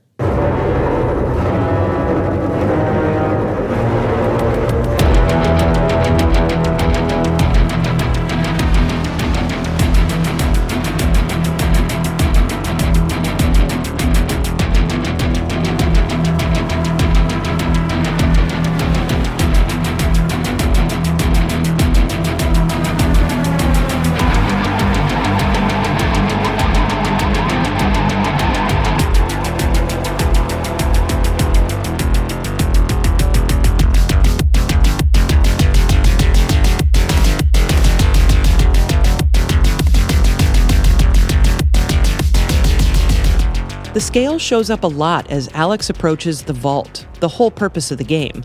Alyx thinks she's about to free Gordon Freeman from the vault, but it's the G-Man inside. And that vault is powered by energy from aliens called Vortigaunts. The Vortigaunts have this chanting thing, and they exist outside of time-space. You know, they see all time and space as a whole. And they create this energy with their chanting, and that chanting is extracted. And, you know, and I talked a lot with the writers and with the artists, and a whole bunch of us kind of ended up cementing around that idea that, you know, the Vort's power, their interdimensional power, comes from this chanting, which has history in the games and whatnot.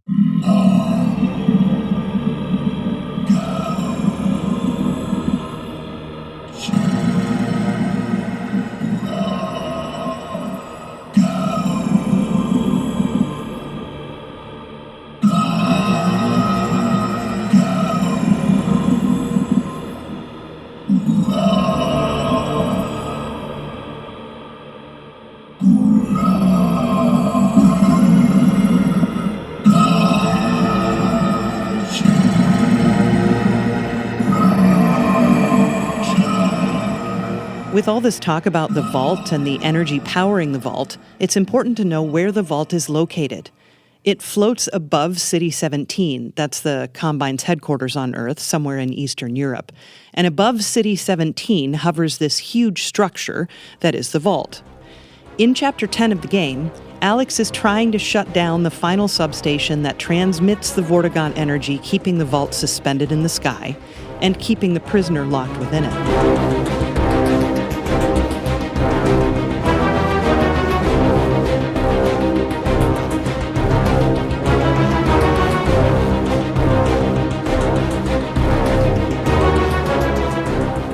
As she shuts down that final substation, the vault comes crashing down from the sky, and players hear the sound of the energy that's suspending the vault strain and change.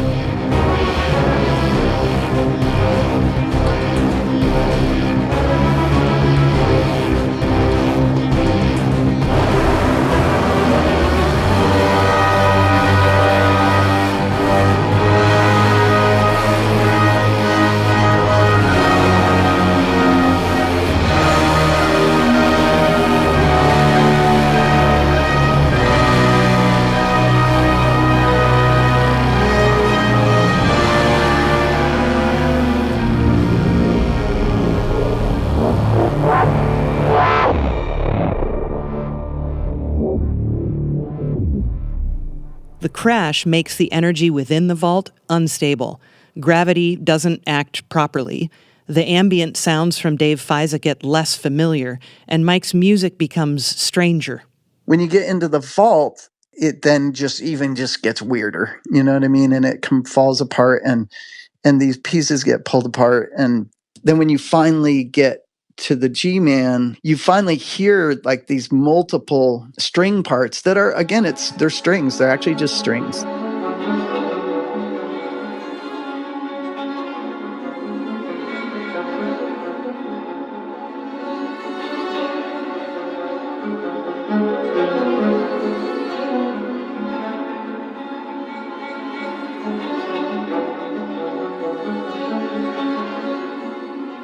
The strings that play are based on music you hear as you're working your way toward the cage holding the prisoner in the vault in an area referred to as the sideways room or the mirror room. For this area, Mike wrote a musical palindrome to reflect the mirrored visuals. The musical palindrome also represents the reality that time itself is ambiguous as Alyx approaches the vault, and that she's about to rewrite the future. The musical palindrome Mike wrote sounds like this.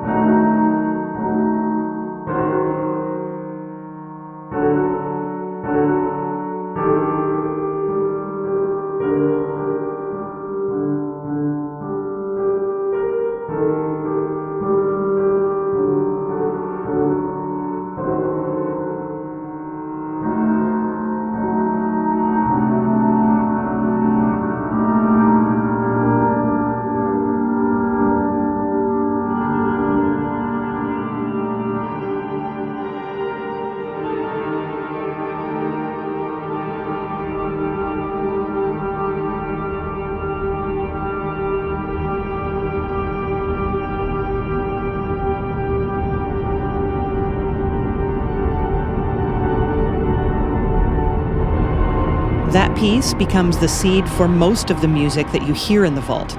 Mike took fragments of that musical palindrome he composed, and he used pitch bending to reflect the warped nature of time and reality within the vault and the player.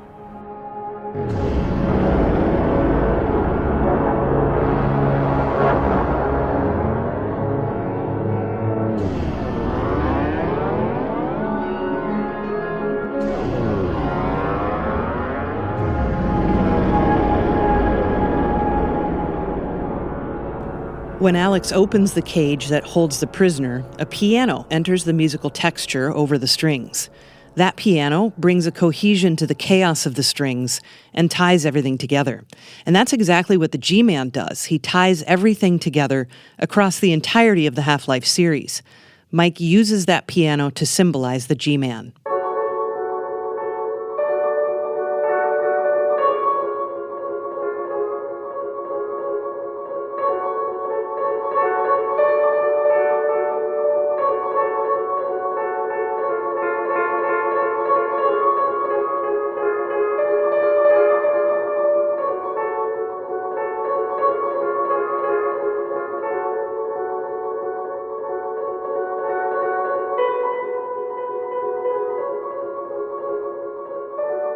They're playing like off from each other and in a way such that it just really sounds, it makes sense, but it's like three different threads, which is kind of what's been happening to Alyx, and what's been happening this whole time is these multiple different time and storylines and whatnot. And as you approach the G-Man in the vault, the dynamic mixer brings in this piano part that is actually binding them all together into this piece of actual music.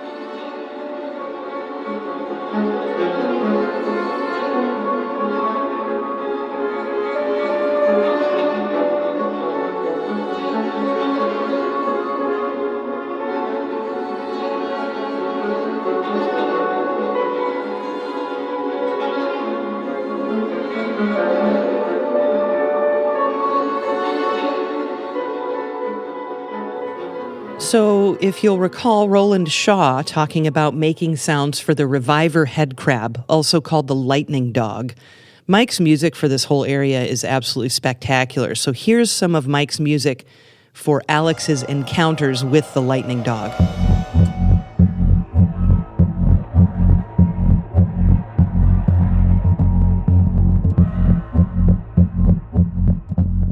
When it came to the little electric doggy, as they call it, or Reviver is the other one, I was like, oh my God, this is going to be so cool on a few different levels.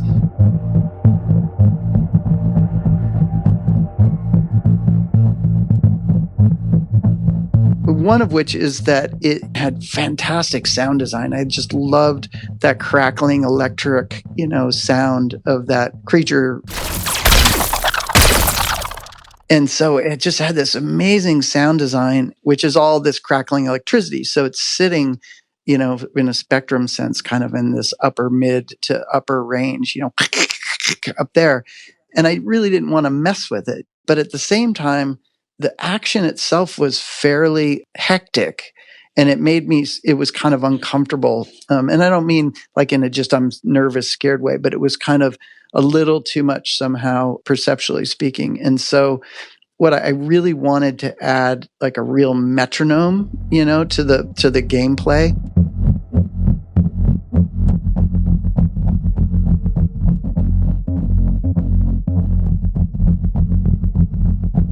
And, the creature, when it infects the host, it sort of like gives it a heartbeat, you know what I mean? And so that's where sort of this idea of this like kind of pumping, rhythm came from.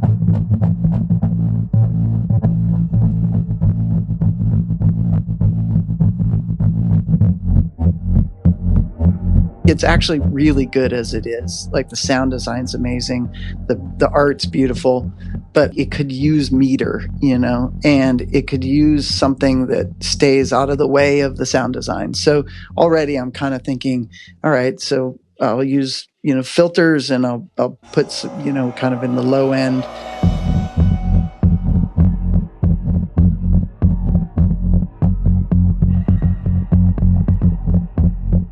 I pulled out one of my favorite instruments is the FM7, FM8 from Native Instruments.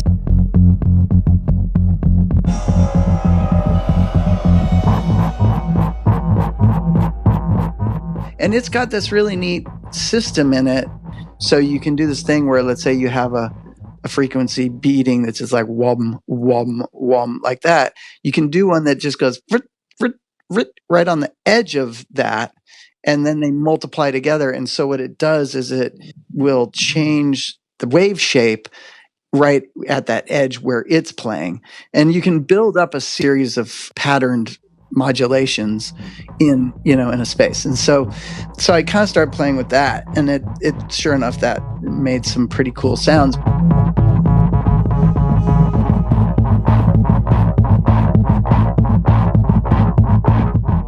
I bought an old Korg synthesizer a couple of years ago for Alyx, just to get it has an old joystick controller. And so the joystick's kind of perfect for it, right? Because it's got this kind of circular pattern that you can do. So what I ended up doing is creating, 4 different patterns. So you could be like, bum bum bum bum bum bum bum bum bum boop boop boop boop boop boop boop boop boop boop boom. You know what I mean? And it's like syncopation, but for a sick person.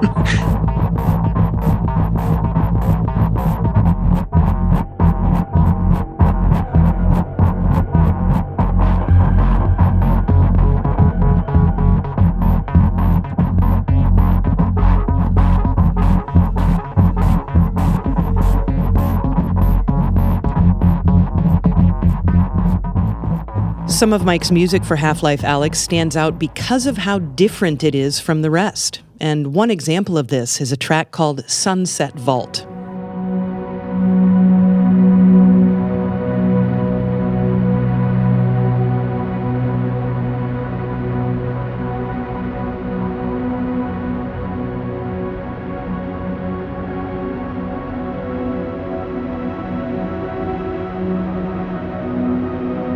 I definitely have read a couple places where some players are like, well, I'm so confused by this. But for the most part, what I've heard, the feedback I've gotten is that it does sort of what I was hoping to do, which is give you a breather.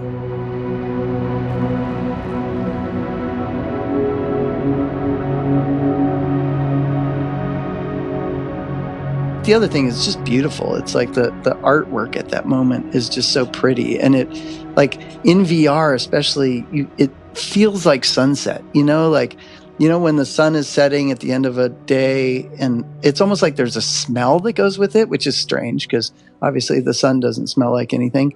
But I kind of really had that feeling to me. And so it was just kind of one of those things.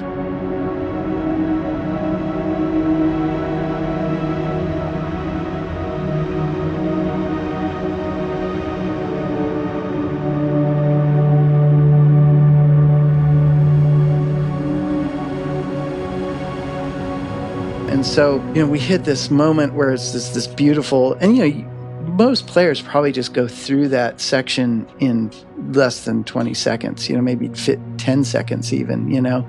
But what I did is I put this, you know, kind of ambient music, which, you know, is, again, a Half-Life-y thing, ambient music, but to put something kind of beautiful to match the sunset. So if you did want to just kind of stop and take a second, you could, you know, you could kind of chill for a minute because you're about to go do Jeff, which is scary as hell.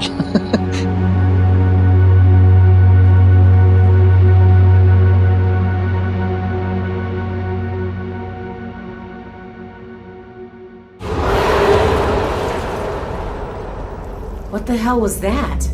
Oh, that's Jeff. Jeff? The next thing is meeting Jeff.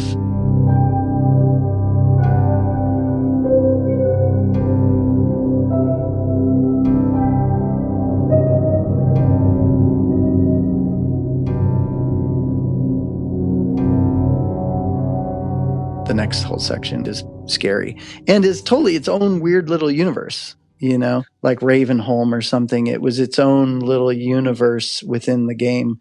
And we were super aware of that.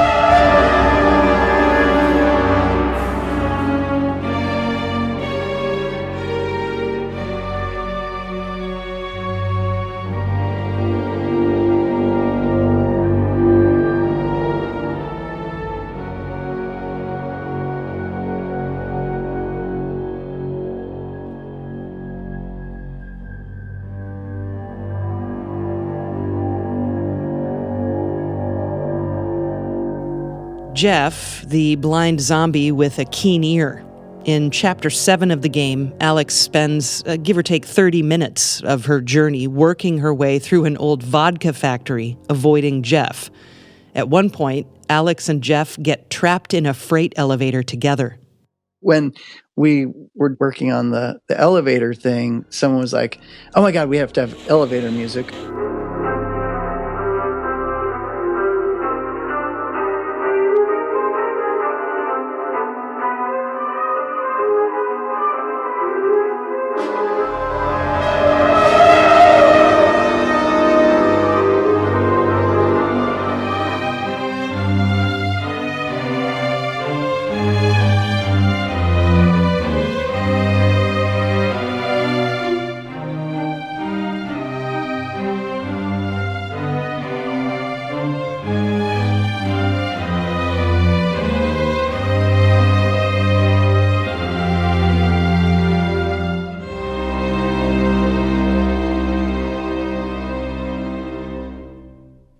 Combat music, the stuff that players hear in battle.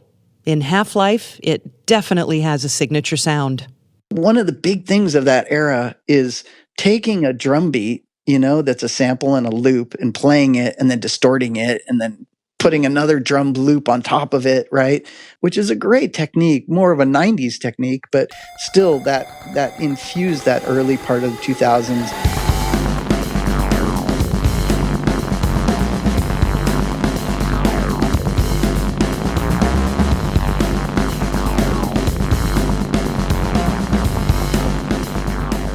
So I did a bunch of that really on purpose, but the way I did it, instead of just finding drum loops from existing sample libraries or whatever, is I would write them on the drum machine, you know, because I love writing drum patterns. And then I could just write the piece, and then I would take that, and I got two different really specific types of drummers who are, one is a really good old friend who's worked on just pretty much everything I've done that has real drumming on it. And then another guy who I just met who is a little more kind of funky drummer, jazz, you know, a lot more brushy sticks kind of stuff. And then I would just play them the loop, get them to play it, and then do alterations and fills and all that stuff. And then I take that and I smash it and sample it and use it as the source, right? And mix it in. So there's a bunch of live drums. In fact, pretty much any of those kind of rock combat music pieces.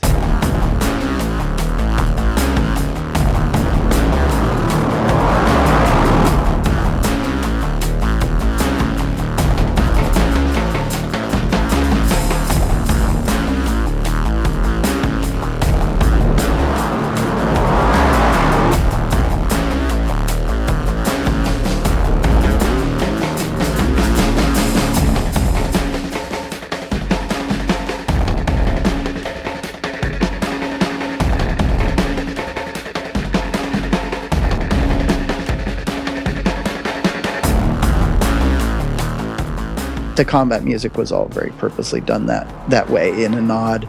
Again, different than Half-Life 1 and 2. And so I kind of do this in a lot of my work where I'm trying to reference something that is familiar, but move it forward into the present as best I can, or in some way that's meaningful in a production sense or whatever. And so by, recording drums and then using them as samples, I even loaded them all up into Contact and pushed keys to play them, which was silly.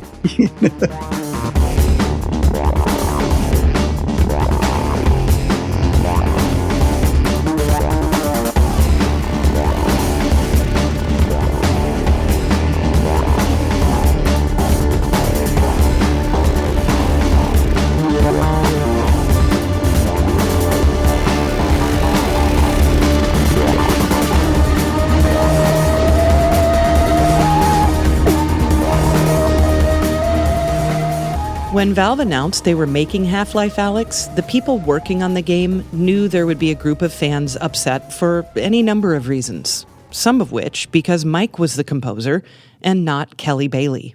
Let me put it this way. It was this game was a real challenge, like for me on multiple levels and in ways that we haven't even talked about, and in a couple ways that we probably won't talk about. Some of the things that we did talk about previously too. It was a real challenge on so many levels. There's just so many things that were just so difficult about this project above and beyond just making a game, which is always hard. But that definitely added a lot of stress. And it's not just me, I think we were all stressed about doing this at all. Like, okay, we're going to make a game and it's not going to be Gordon. We're going to make a Half-Life game and it's going to be in VR. We're making a Half-Life game and it's not Episode 3. It's not Half-Life 3. Like, there was just so many big sort of obvious places for people to be angry at us, and a lot of people I think were already, mad that it had taken us 13 years.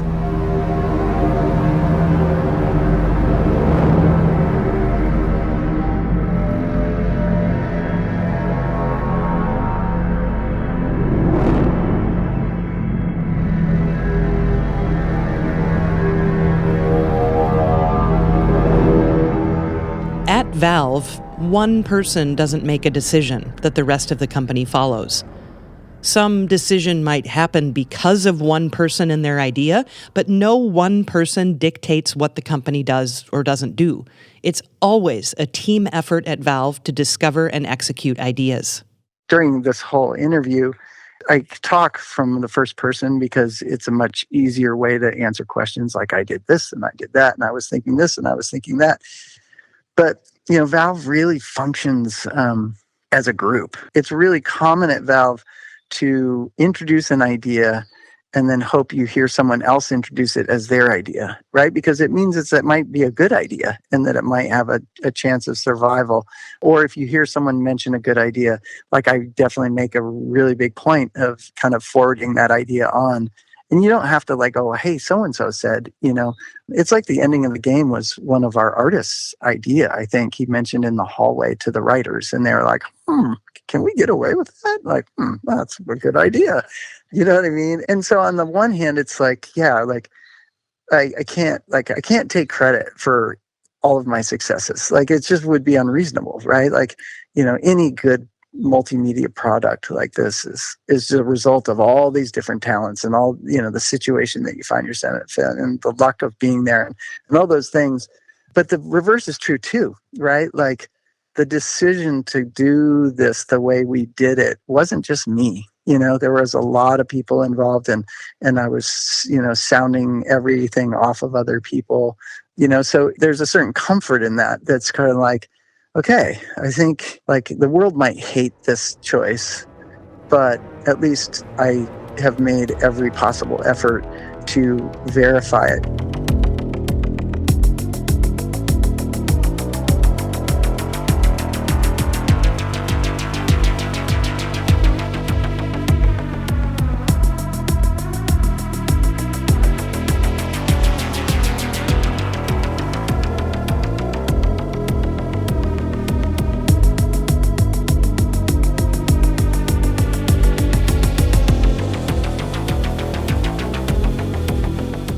My goal is always just to make the product better, not to like make the best piece of music possible or to, you know what I mean? Like, not to promote my personal investment or whatever in the game, but more just to make the product better.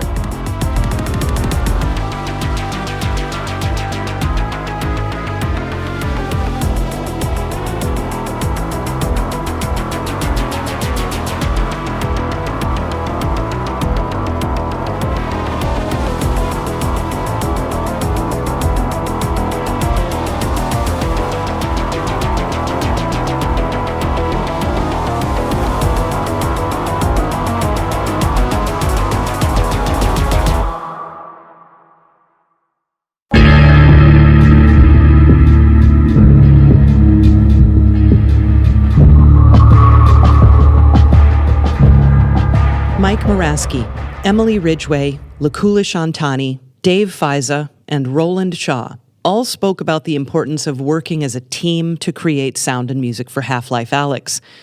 They share a deep admiration for each other and for Half-Life. I mean, I've always felt grateful for working on that Half-Life franchise, because that's just, at times I would just have to pinch myself and just be like, I can't believe I get to work on this. Like, this is such an iconic game that influenced so much of my career. I wouldn't have imagined that I would be writing code that shipped in a Half-Life game, like, ever. I've worked with a lot of really good, talented people and on a lot of really good teams. And the team for this game was probably the best ever. Let's say tied for the best ever. Everyone on this sound team has been or could be a sound director, like an audio director at a huge, you name it, any company in the world, they would probably be happy to have any one of these people as an audio director. And so it kind of is this embarrassment of riches in that regard. You can trust everybody to sort of, handle themselves at that level.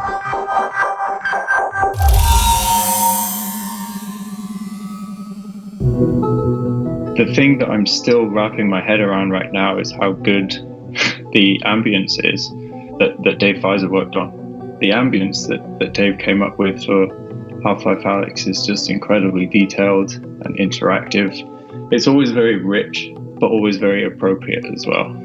I can't even explain how much of a privilege it is to work with those guys. Like, they're so good at what they do. I feel very lucky to work beside them, and Dave's sound design just blows my mind sometimes. You have Dave, who, again, great sound work, really interesting use of sort of procedural / generative functions to keep the sound interesting and but not in your face, and conceptual ideas that make it like a through thread, something so that it's aesthetically follows an idea, like I said, from normal to bizarre at the end, and has this through thread. All that stuff is, again, almost taken for granted, but not. And at the same time, he has completely embodied the sort of open systems that we've we've started really using in full, but the sound system has had for quite a while, that's just open. Like anybody can write tools and write ways to use it, and it's made so that the artists can expand the tool set that they have. And he just like has taken it to the nth degree.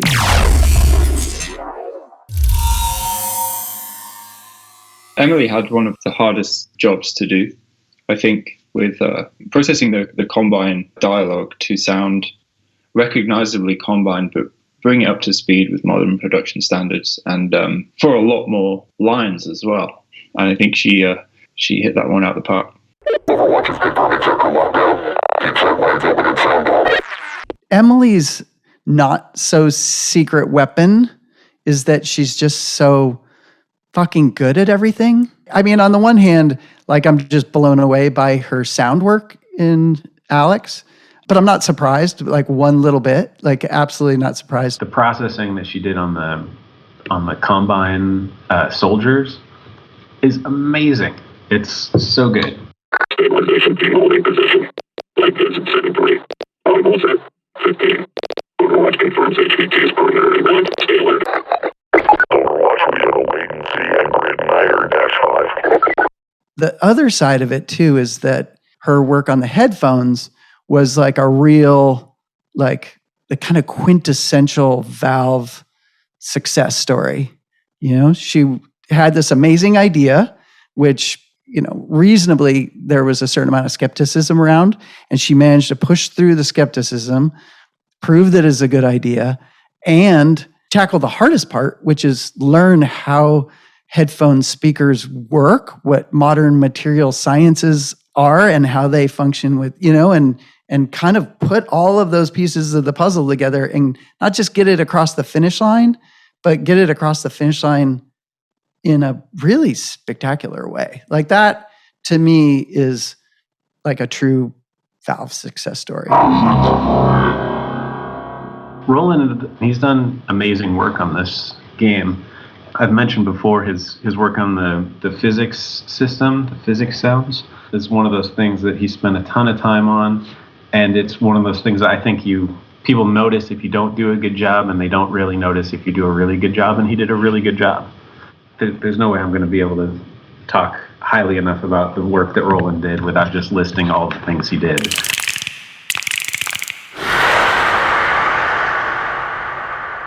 Roland was, you know, kind of one of the younger recruits and whatnot, but he just so quietly goes about doing amazing sound work, right? Like his ability to take, you know, those legacy sounds and regenerate new sounding sounds, obviously is an amazing, very difficult skill, like a really hard challenge to overcome. When we hire people at Valve, we're always, you know, there's a handful of things we're looking for. You know, Roland just so typifies a bunch of those criteria. Everything he touches or every problem he goes about solving, you know, is done really well. And just in ways that you go like, oh yeah, that was smarter than I would have done.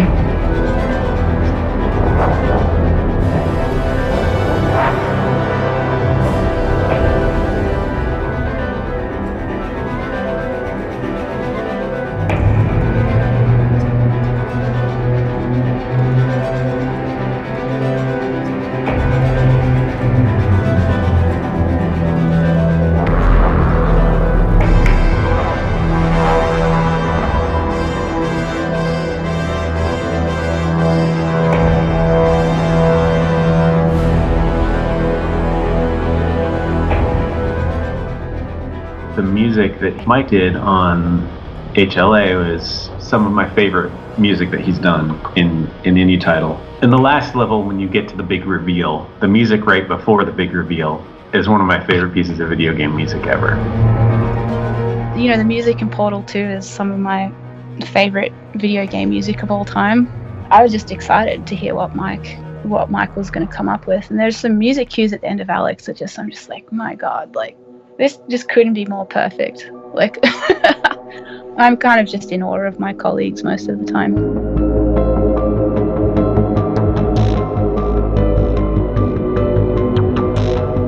Thank you for listening to this special episode of Level with Emily. I'm Emily Reese. You can learn more about the audio of Half-Life Alyx on our website, levelwithemily.com. On Patreon, patrons of Level with Emily have access to all of the source interviews for this project going back to 2018. Please consider becoming a patron at patreon.com/level. Thank you to Mike Morasky and to Lakulish Antani, Dave Feise, Emily Ridgway, and Roland Shaw for the conversations, and to Valve for allowing it all to happen. To Nick Marinelli for transcription, and to Nick and also Chase Bethia for listening. Our producer is Sam Keenan. Say hi, Sam. Hi. LevelWithEmily.com is made possible by Adam Selvage of Tiki Web Services. Composer Brad Gentle runs our YouTube page. The audio of Half-Life Alyx and Level with Emily are productions of June Media, Inc.